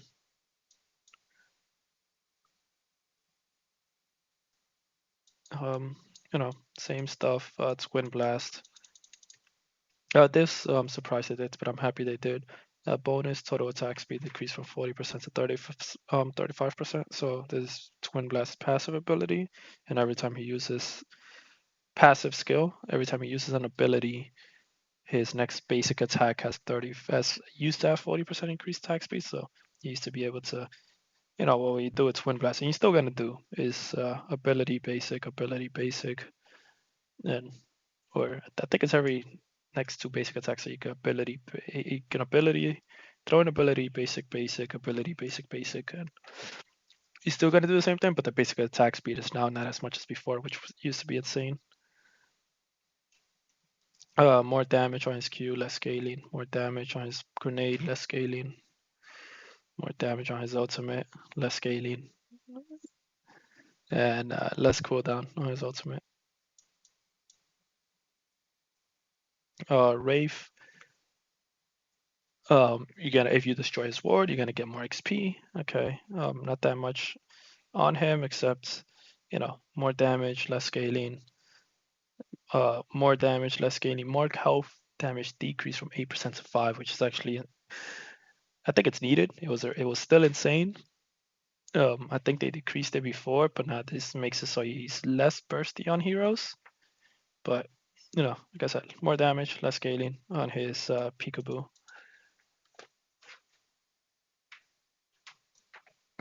And then the last hero is Saris. Basic attack power scaling increased by a lot, 10%. And let's see, it's more damage on his barricade. Max damage increase. And they didn't lower the scaling. If anything, all they did was buff this ability where it does more damage, and the cooldown actually went down by 1 second per level. But Spear of Near, more damage, less scaling, cost more, and then cooldown is more at level 1, less at level 5. But this, if anything, I see this more as a buff because you gotta max this out first anyway. And then his ultimate, more damage, less scaling. But on takedowns, the permanent physical power he gets if you kill someone within your ultimate increased by 1 per level, but this isn't a big deal. All right, so that was all the heroes. Like I said, I was gonna go through it really fast because everything was pretty generic. I went over the important things with each one, and yeah, the next thing to go over are the items. All right, here. So I just want to show you which items were removed. So Phoenix, what's this crest called? Judgment? Is that what it's called? I thought it was Thunder. Oh, that's not even active. Judgment is replacing Phoenix. These are tier 2 items. Breach, no one cared about. Viper, Cause Corrode, and it also had crit chance. That was an item that people did use, but now it's gone. So like Phoenix was used a lot. I guess they thought it was too broken or too annoying, so they took it out of the game. These don't matter. Breach, that was better. It applied AoE and it had crit, but people like Mind Razor more as it provided better base stats, and it also did like AoE damage or Malady if you're playing Assassins, or if you're playing Revenant, you can also build Malady. So Breach, no one used it.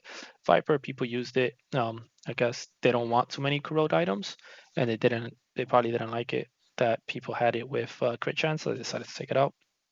Bone Seeker was a niche item, not that many people put it. There is a new item that gives you both health and attack speed. Um, so you can arguably say that that item is replacing this one. Tectonic Mallet, there's a shield item that works better than Tectonic Mallet, which was used a lot, and it's also a pretty was not is was a pretty good item, especially if you had someone that had movement speed. So someone like Fang Mao and like Cyrus could really abuse this item because you could transfer your what was it? I think your movement speed into more damage. So you know, on the people that were able to use Tectonic Mallet, it was very strong. But if you wasn't able to like utilize its passive as much, then it was like, oh, okay, it's just an item that gives me magical defense and damage. Wellspring, almost every support used this. I don't want to say it's broken, but it was used an insane amount. Muriel's love using this. You shield people.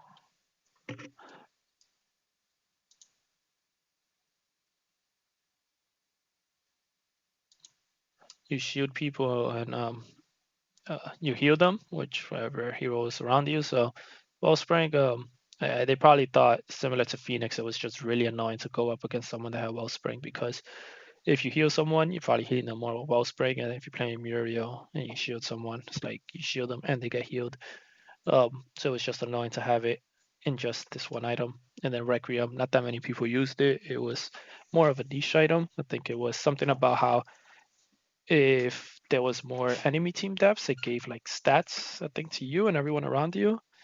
But yeah, it was whatever. So I just wanted to show you all the items that were actually removed before we go over all the other items.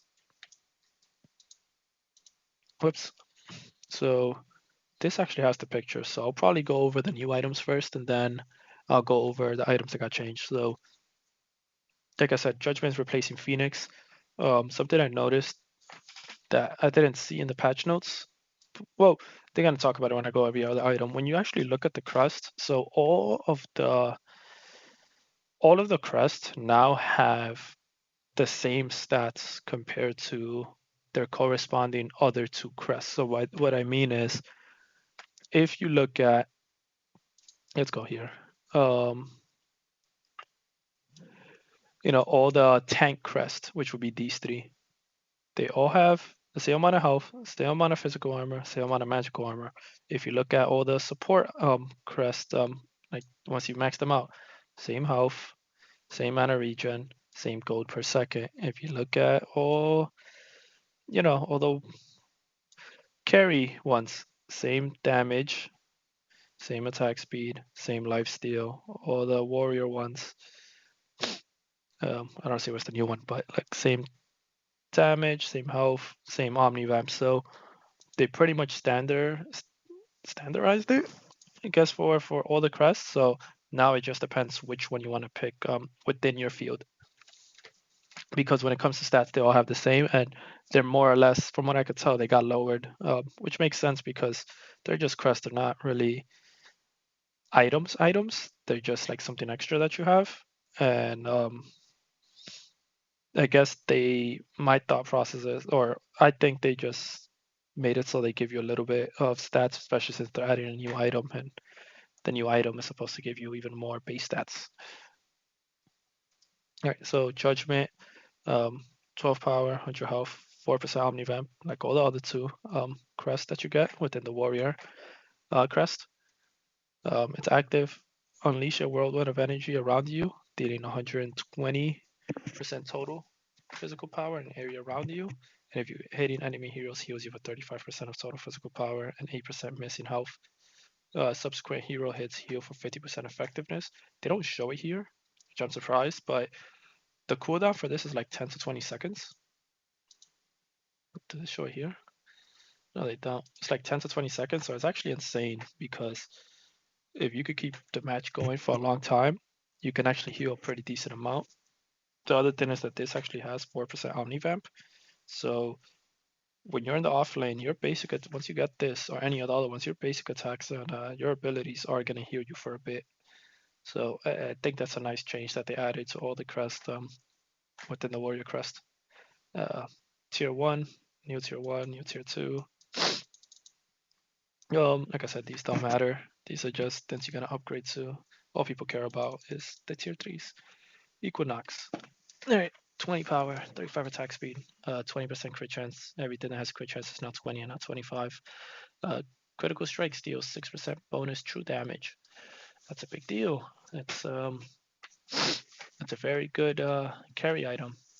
On falling below 40% maximum health, gain a shield. This was my only concern. I do like this. The only thing is I don't like that it's on an item that gives you. I don't like that this item has a passive that makes you do more damage and also has a passive that gives you more defense. Like make it so that it's just one. It doesn't give you two thirds of both things of both worlds. Like to me, this item is actually very good, even if its stats don't seem all that crazy. Yeah, or its stats are actually very good.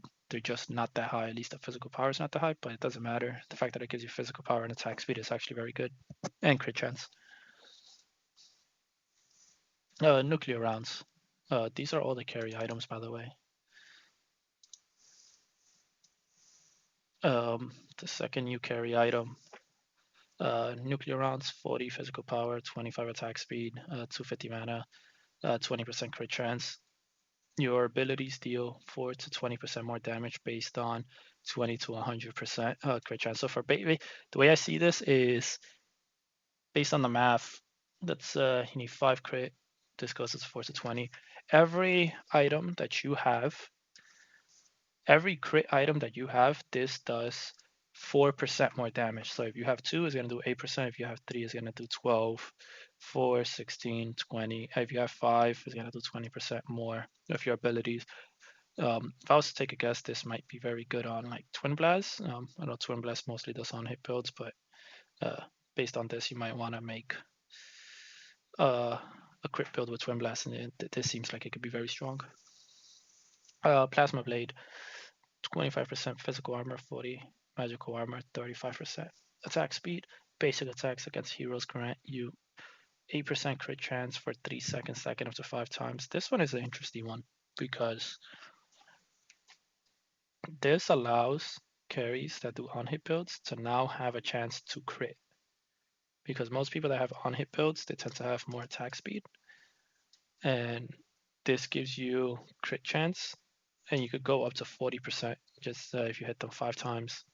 The other thing is that this actually, I think this is the only item that gives you physical armor and magical armor. And I feel like Grim will love this item a lot because he does both physical and magical. Um, Obviously, his basics turn into like magical hitting attacks. So this is an interesting item that you might want to keep your eye on if you have it on hit build or you play Grim.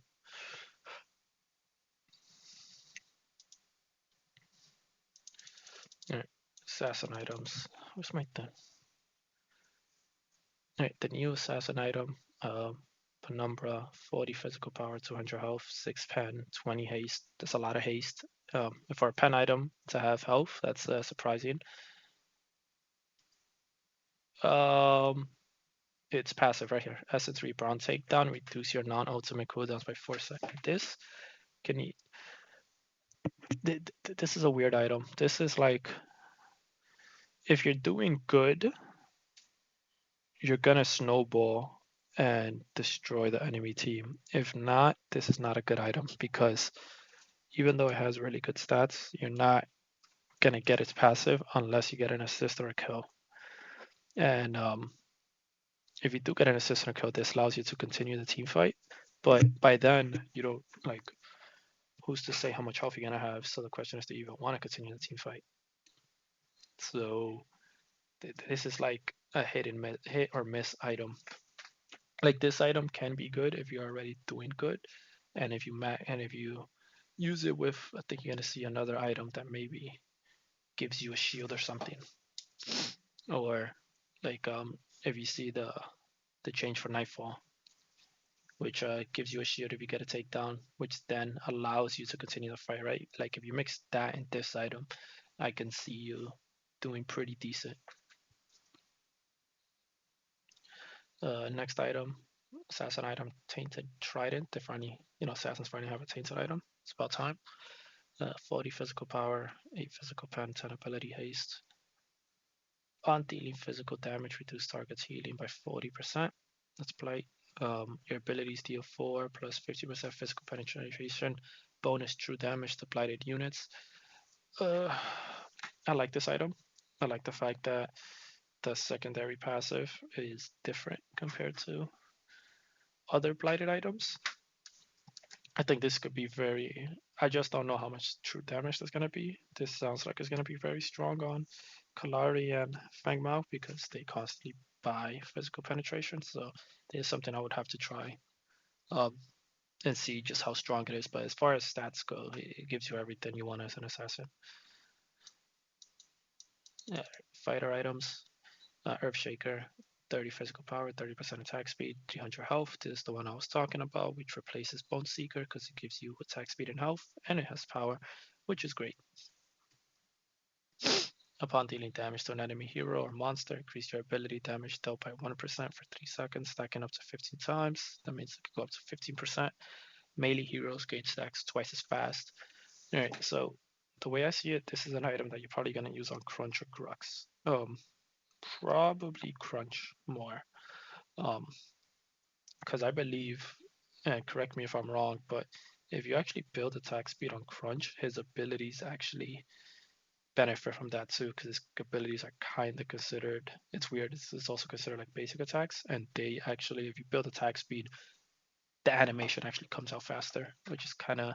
I don't know if people knew that about Crunch, which is something that's kind of cool. So, you know, this is a great item as an offlaner or fighter because this is, like I said, this is probably the only item that gives you attack speed and health and and power. So it gives you everything that you want. Um, it lets you be tanky.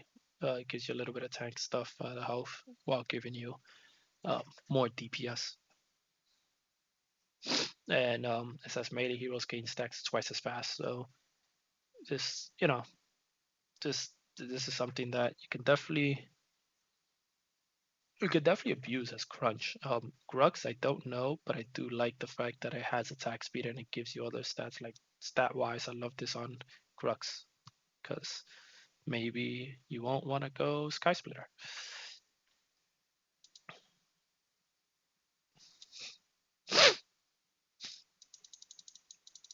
Gaia Greaves, 350 health, 30 physical armor, 15 haste, 20 tenacity.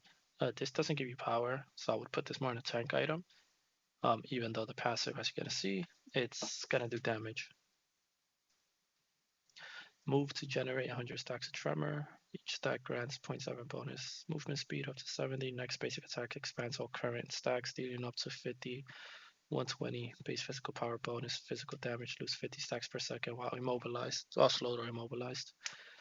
All right, this is definitely an interesting item because it says your next basic attacks um, is what gives you the damage. So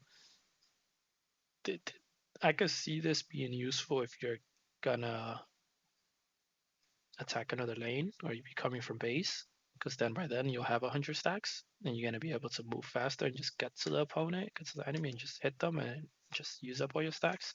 But if you're already in the middle of a fight or you guys are just fighting, you move back for like a second or two, then you go back and join the fight. You're not gonna generate that many stacks, so you're not gonna have that much damage to do to them. And this based on the stats, it doesn't actually give you any physical power either. Unburden, increase your jump height by 75%. I don't know why they added this, but it's cool. I dig it. Having an off laner, especially, you're gonna get there as fast as possible. They're gonna try to hit you or slow you or mobilize you. Maybe they know, so you lose the 50 stacks and then you just jump, and then you hit them right in the face. So this, uh, this is definitely an interesting item. Miss Metal Buckler, 40 physical power, 30 magical armor, 5% Omnivamp. The way I see it, this is the item that replace Magical Mallet because it gives you magical armor and physical power. But I feel like it's passive. It does something that more people can use, which I think is very good. Gain 100 Mistwood charge, generates 5 charges per second, while at 100 charge, gain even more magical armor, 15 bonus magical armor. Park Skin, upon receiving magical armor, consume Mistwood charge based on the amount of damage taken. Each charge consume blocks 1 damage. Park Skin can block up to 50% of the incoming damage based on available charges. So this can be very good late game because if you have a mage that does an ability on you, you're able to just block 50% of that incoming damage, or each charge consumed blocks 1 damage, can block up to 50% of the incoming damage. Yeah, so you're able to mitigate just so much of the damage late game. When you're going up against a mid laner, or even if you use a mid lane and you're gonna gank a lane, you're able to, if they notice you and they try to like hit you, so that way you don't progress the fighting or whatever, you're gonna be able to mitigate so much of the damage with this item. So very, very cool item.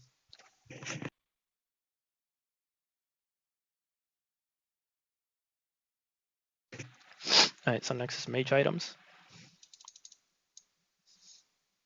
I think this item is super busted, especially on contest, but Noxia, 85 magical power, 20 ability haste, evil eye, damaging an enemy hero with an ability marks them for 3 seconds, dealing damage to marked heroes with a separate ability, activates dark matter. Dark matter deals 5% of the target's maximum health as bonus damage every 8 seconds. So this is your second anti-tank item. The first one being not Mutilator, Megacosm. The first one being Megacosm.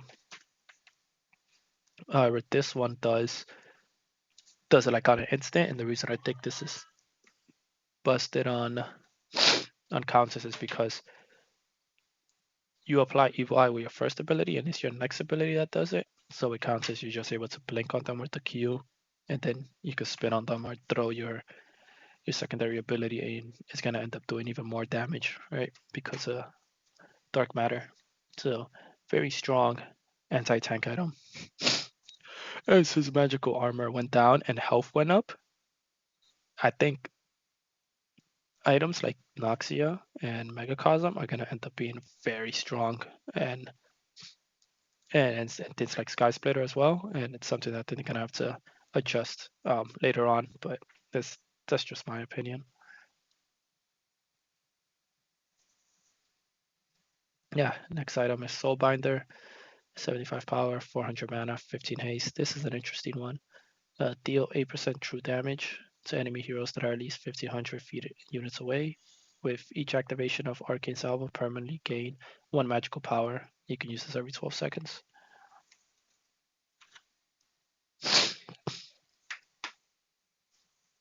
So this item, if you can buy this item first and you can just keep harassing, because you're probably gonna use this mid lane. You keep harassing the other mid laner with like, if you're playing Howitzer, you Q, or you're playing Faye, you're using your secondary ability, you're gonna be able to permanently gain 1 magical power every single 12 seconds if you keep doing it. And this depending on how good of a player you are, this can actually make it so that late game your character can be extremely powerful. And it actually gives you a lot of mana, by the way. 400 mana, especially since most mid laners either lost mana or their mana stayed the same. This can be very strong first buy item for like those two people that I mentioned, or anyone that attacks for 1500, or even like Gideon or something like that.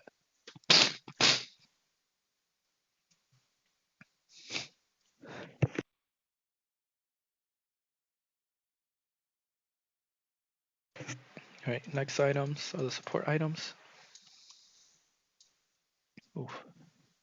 All right, Cresselia. Oh, it's a bit sick. 45 magical power, 100 base mana regen, 15 haste. Upon casting an ability, empower your next basic within 4 seconds. Deal 20 magical power, 40 base physical power, magical damage on hit, and reduce non-ultimate cooldowns by 50 seconds. So this is not a bad thing because the thing with supports is you want to keep your carry or your team alive as much as possible, or protect them as much as possible, whether that's applying a lot of CC or shielding or healing your carry. So the fact that you have a way to reduce your cooldowns, and this has haste as well. This support, the way I see it, this supports aggressive playstyle with the support, and this is kind of cool item to have because not everyone that plays supports is like some people that play support like to just play from behind, and this incentivizes that. Hey, look, maybe if you don't want to do that play style, now you could play support like this, and it's like you could get a little bit aggressive and you get rewarded for it. So I think that's pretty cool. Dawn Star, 250 health, 75 base health regen, 20 physical armor, 10 haste. Your basic attacks reduce enemy heroes damage dealt by 2% for 3 seconds, stacking up to 5 times. Melee basic heroes apply 2 stacks on a mobilizing enemy hero, gain 20% attack speed. This should not be here. I don't know why this is here. I know this is a support item, but based on the stats that it gives you, things like Norbash support and Steel support, or even Steel offlane, can use this item so well because the first of all, it gives you nice stats for the cost that it is, because all support items are very cheap. But basic attacks reduce enemy heroes. The fact that if you're in basic attack range, they're gonna do 2% less damage, and it stacks up to 5 times. And with things like Narbash and Steel, who you want to stay up close, especially Steel, where you just charge in, you basic, you bonk them, and then you basic again. Even if like they want to fight back, they're gonna end up doing less damage to you. Like, I know this is a support item, but I've even seen people talking about how this could be very good even in the offlaner, depending on who you play. Like someone like Grux, who just wants to pull you in or knock you up, and then just basic attack you, and then even if they fight back, they're gonna end up doing less damage to you. So, and then this is super good on Grux because on a mobilizing you get 20% attack speed. It's like Grux will like attack speed way more than Steel or Narbash in the support lane, because you don't use those in offlane except Steel, which you would probably use this item in offlane as well. But I don't know. I think this item right here kind of doesn't. This passive doesn't belong to this item. It's kind of weird that immobilizing a hero gives 20% attack speed when supports are supposed to use this item. But very good item. Everbloom, one of my favorite items to come out. 45 magical power, 200 health, 8% heal/shield. Your heals and shield grant yourself and ally heroes 5% damage mitigation, 50% tenacity. Very good on Narbash and Steel, and even Phase. Narbash, no, not Steel. I mean, you could use it on steel, but like Narbash, FaZe, and Muriel. Sorry, that's what I meant. With Muriel, she's gonna be able to shield you more because of the buffs that she got. But now, the fact that she can just shield someone, they take less damage, and if they, try to continue the engagement and just try to CC them, the fact that they have 50% less tenacity, just it's great. And your shield is also higher because it gives you 8% more. Yeah, I don't know what to say. This I like the design of this item. Lunaria, 55 magical power, 10 ability haste, 8 heal, uh, and shield power. The first passive gain charges of intensity equal to 30% of the damage dealt to enemy heroes, 100 to 360 based on level. Mending, healing, or shielding an ally hero consume all um, incandescence charges and heal the ally for an additional amount based on the charges consumed. Prioritize lowest health target. I guess it says prioritize lowest health target, so I wonder if this does like an AoE heal. Um, I like this item as well. Um, what I like about this item a little bit more than Everbloom is that it gives you the 8 health and shield, but it also gives you ability haste, which supports love because they want to abuse their abilities as fast as possible. And you can use this. Like I feel like FaZe is gonna be able to use this a lot because especially since her healing got buffed and Muriel as well, where it's like FaZe with her energy lance, she's able to harass people, to slow them and then root them. And then if you carry is smart enough um, to basic attack them to take advantage of the fact that her energy lance got buffed and the bonus damage is increased. And then if they decide to turn and then fight back, you can, because you damage them, you could build charges on this, and then you can even heal your carry if they decide to fight back and then heal them for a decent amount. And it has ability haste, so this allows you to use your energy lance even sooner. So, I personally like this item. I think this is a very good support item, especially like on FaZe and Muriel.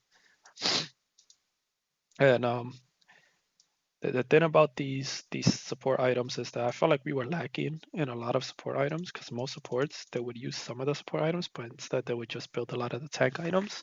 So it's nice that Omega actually added support items that I feel like a lot of heroes can use. All right, so last new item, Fist of Rasul. 450 health, 25 physical armor, 10 ability haste. Upon dealing or receiving damage, gain a stack of might each second for 3 seconds. Upon reaching 5 stacks, empower your next basic attack to deal 3% maximum health bonus magical damage, increase by 2% for heroes. So, what is that, 6%? No. Yeah. Heal for 50% of the damage though. Um, this is not a bad item. It's a tank item that allows you to build stacks, so that way when you fight back, you're able to like heal some of the damage back when you basic attack them.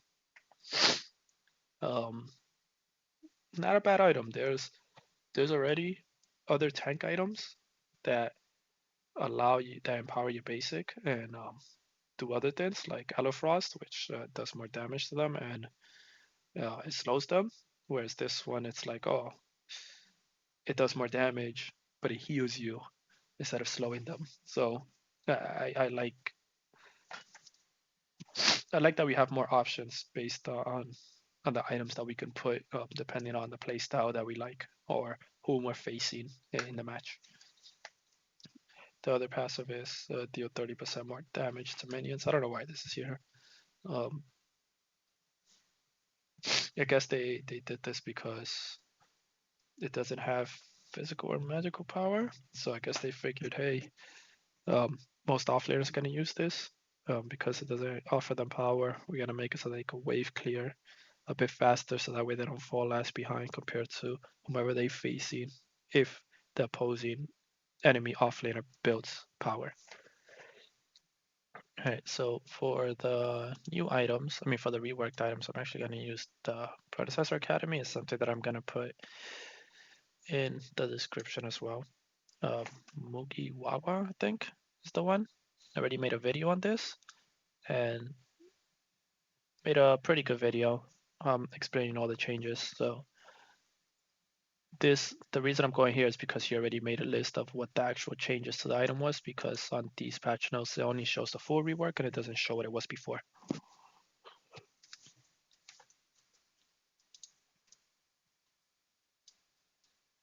So as far as the carry items, we went over the new items, but Stormbreaker, instead of every 4 basic attacks, it now generates momentum.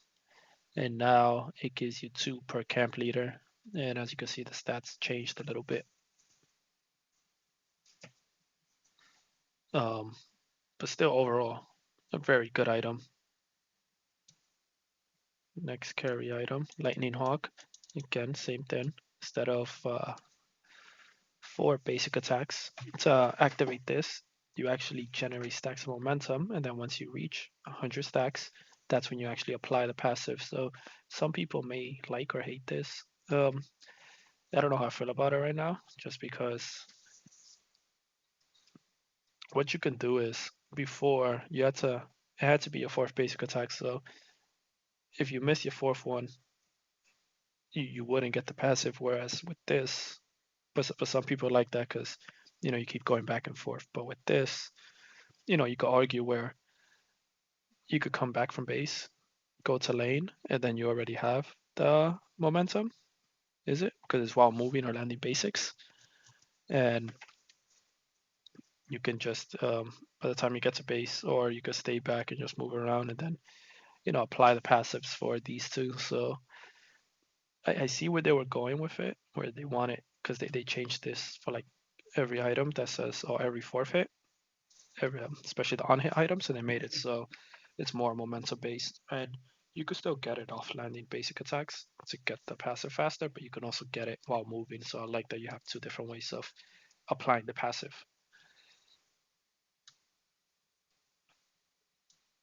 Resolution, they actually um, resolution got changed. These are its new stats, but something else that they added was from Mind Razor, they added the fact that you gain 5 max mana for each minion that you kill.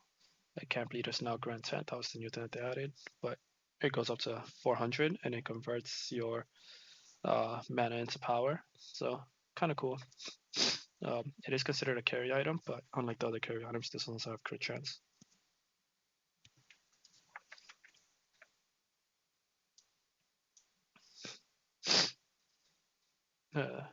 Keen's Pain, it doesn't heal anymore, but now it does do more on-hit damage. So there's that. Now if you want to heal, you're going to have to build another item on top of this one. Sky Splitter, I am not happy with this change. The Sky Splitter, they actually took out one of the passives where I think it's after every 4, it would do 5% of I think the maximum health. But because they took out that passive, they added lifesteal. But the reason I think this item is going to be super broken. Deal 5% of target's current health as damage on hit. It used to be 2.5. The fact that it's 5, just because it took out the other passive, is insane. I feel like people like him are gonna build this first, and it has lifesteal. Uh, so an item that does damage and has sustain as well. Like I think this item is gonna be really good, or it's gonna stay really good.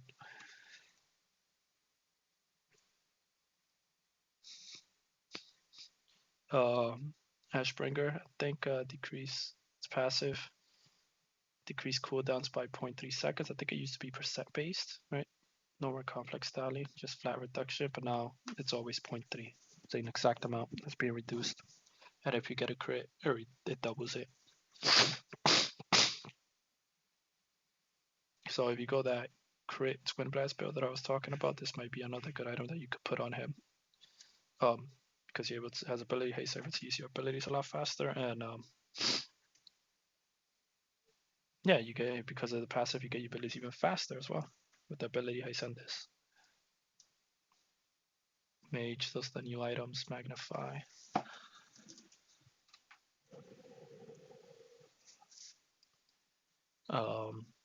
complete rework, 60 power, 300 health, 10 ability haste, 8 omni vamp. Now it's while you generate momentum, or this one is called focus. This is a very good item. Unlike Shinbi, unlike Aurora when she comes out, because you're gonna be able to just cast generate this while moving, and then it empowers your next basic attack. But what's also really cool is that this one actually shreds 50% of the target's magical armor. So after hitting them with this, you're gonna be able to do more damage to them.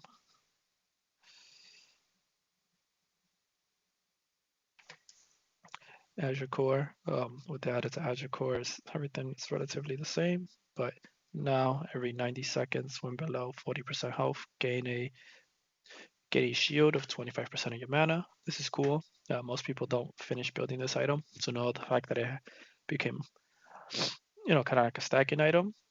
Well, it was always a stacking, but now the fact that it has a shield, it might incentivize people to actually finish this item. I don't know which mid laners will want a shield. I guess mid laners that don't have a means of escape might want a shield, and this can help them out. So people like Iggy and people like Gadget, who they kind of do have an escape, but you prefer to use your speed gate to root people, and so because you prefer to do that, you might want to have a shield, not just from our passive, which kind of protects you, but this as well.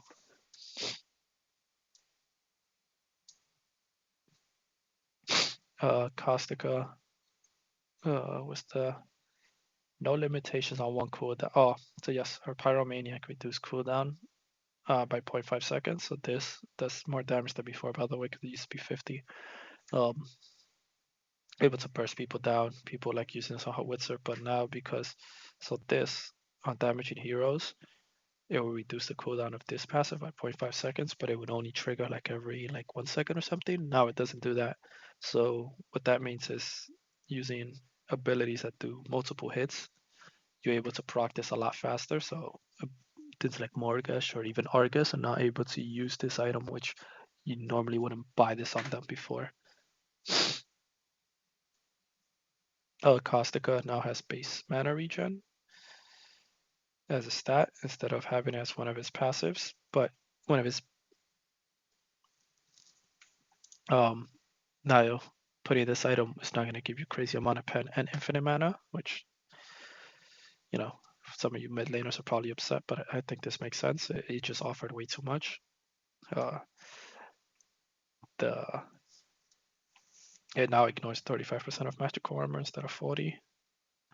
However, it has a new passive where every point of bonus physical armor they possess, you deal 0.35% more damage. So now it really is an anti-tank item, assuming they build magical. So even if they build more magical armor, you do more damage to them, which is insane.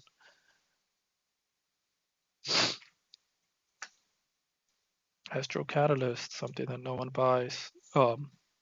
This is still going to be a niche item. Reduce ultimate cooldown by 20%. This is an item that in the new game mode Brawl you can abuse because you're just constantly doing a 5v5 team fight. So the fact that it says takedown and not kills, in Brawl, fantastic item. In Conquest, not really.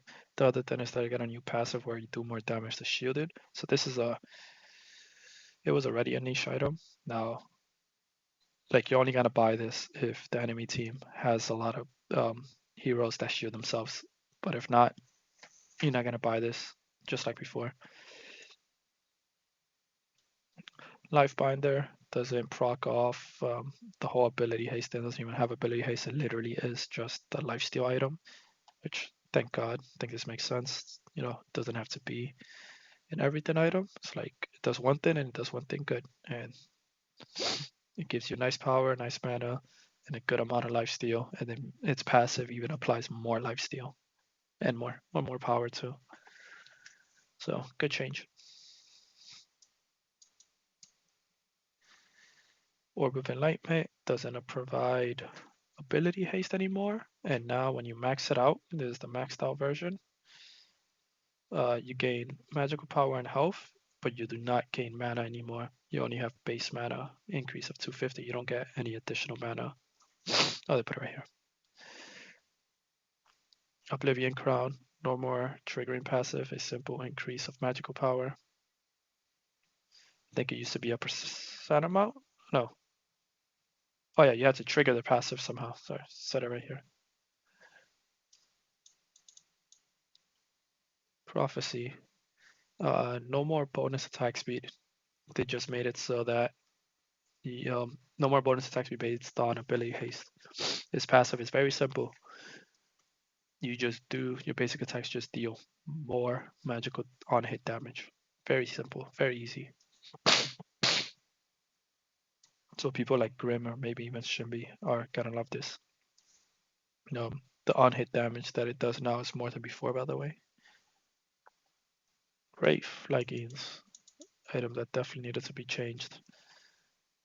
It now has base movement speed, which is great. Instead of you trying to proc it some way when you use an ability and then you gain like 40 or 60% movement speed, which was insane. And now they were just like, you know what, that was too much, and they didn't want to keep nerfing it, so you just have base movement speed of 5%, which makes sense. And now they made it so that abilities deal 50, but they left the first passive where abilities deal 50% more magical damage.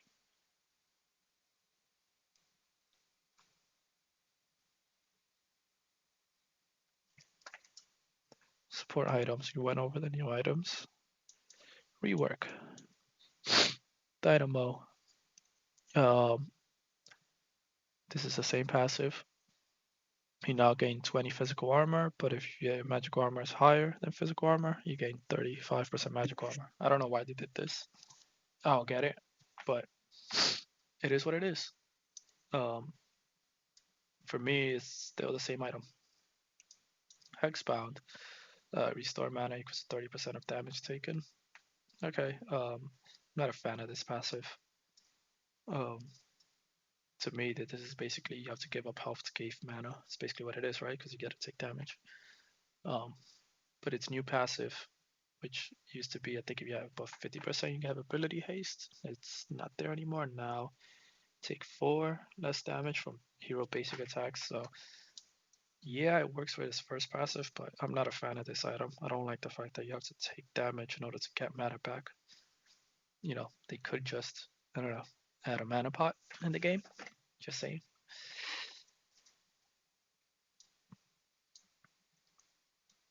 Vanguardian. Simple item. I like it. It says defense aura. So, okay. Um, I like this item because there isn't a lot of items that give you both physical and magical. In this case, it's tenacity as well. So this isn't just a good support item if you're a front line. Like if you build a Greystone that's just tank or a Sarrock that's just tank. You have both physical and magical armor, and even if you get CC, you get out of the CC a lot faster because of the tenacity. And you buff everyone else's armor around you. So is this a big deal? I don't know, but the fact that magical and physical armor went down, maybe 12 and 10 is a lot. Tank items, went over those. Reworks Fire Blossom. Fire Blossom does now not proc when you're immobilized, so this item got changed a lot. Doesn't have mana anymore, which is very good because of all the stat changes. Most people that got mana increases were actually offlaners, and now that this doesn't have mana, it makes it so that you can't abuse it super an insane amount in the support role. Like now, people that are gonna use this are actually gonna be tanks. I don't think supports are gonna use this item, especially since now there's new support items that seem to be very good. So this limits the amount of people that have this item, and this item was annoying. Just having like 2 or 3 people that had Fire Blossom doing continuous damage just being around them.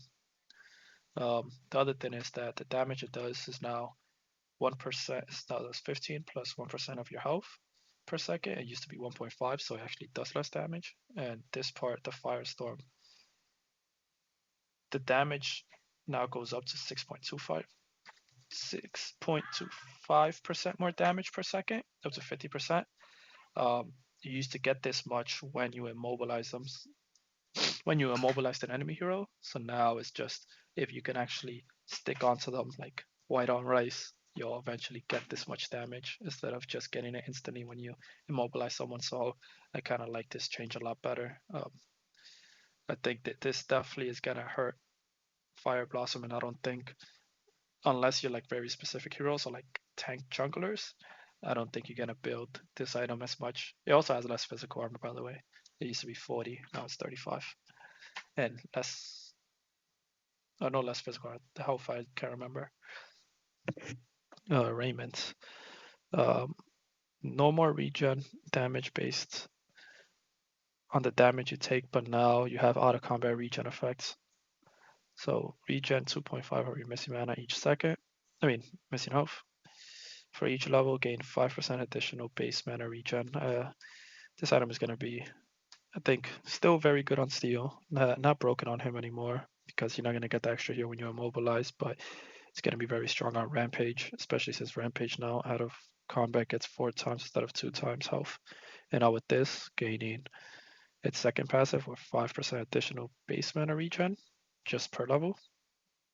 Wait, gain 5% additional base health regen for each level, yeah.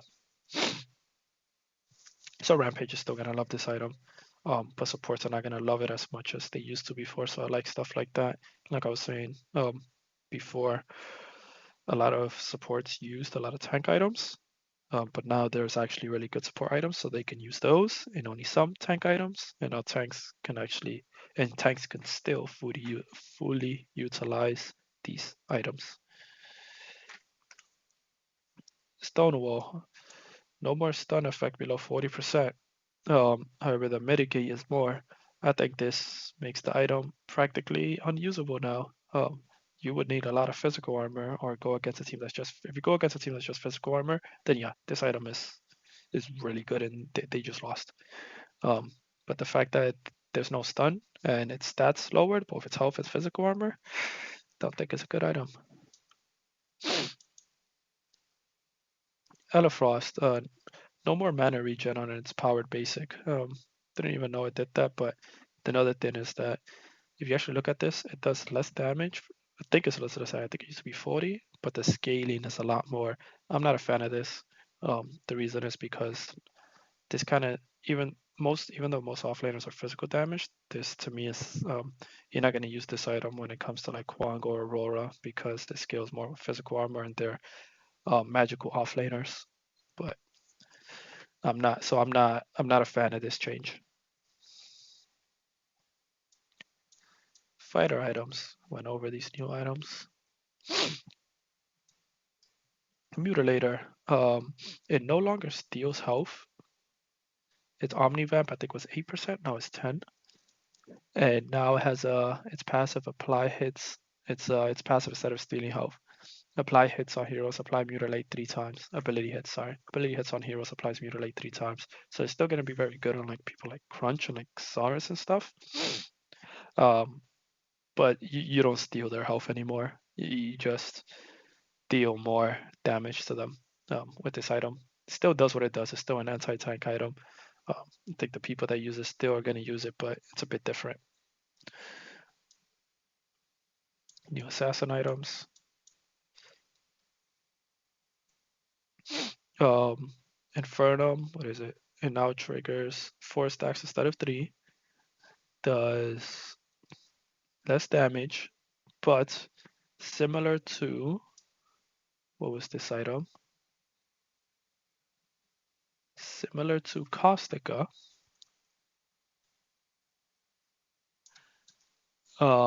Based on enemy hero or bonus armor, for each point it does 1% more damage. So, this is a cool item. The more physical armor they have, the more damage you actually do with this. Nightfall, item that almost no one uses. It's Eclipse ability. I think it used to be 5%, now it's 10%. Abilities heal you.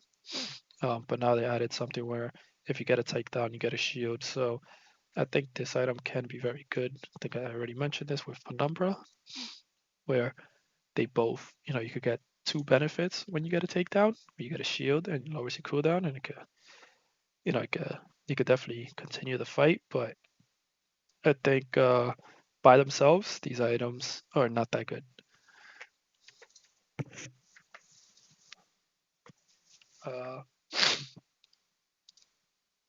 Omen. Big nerf, but to be fair, was needed instead of cooldown reduction. We've now have percent cooldown reduction. So I think it used to give you an exact amount, now it's a percent amount. That's why.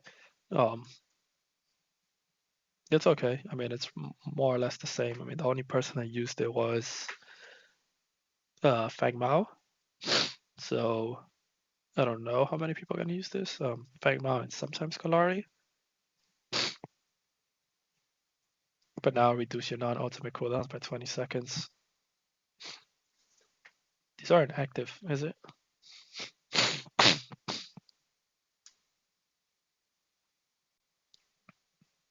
Oh, okay. So keep in mind the percent cooldown reduction is based on the current cooldown, so it's better to trigger that effect right away after you use an ability. So I feel like you can now use it with more characters than before. Envy, it's already an item I liked before, but now I like it even more. After dashing or leaping or exiting camo, you do a crit strike, and with that crit strike, with that crit strike, not only do you do more damage, but you also, I think it used to make it so that after you crit them, your abilities do more damage, but now after you crit them, you silence them for 1.25 seconds. I feel like assassins can use this item even more now, or can abuse this item even more now when you actually go for ganks. The fact that they get silenced, silence also blocks blinks, so if you're able to finish them within that 1.25 seconds after you hit them with your basic, that's pretty as GG's.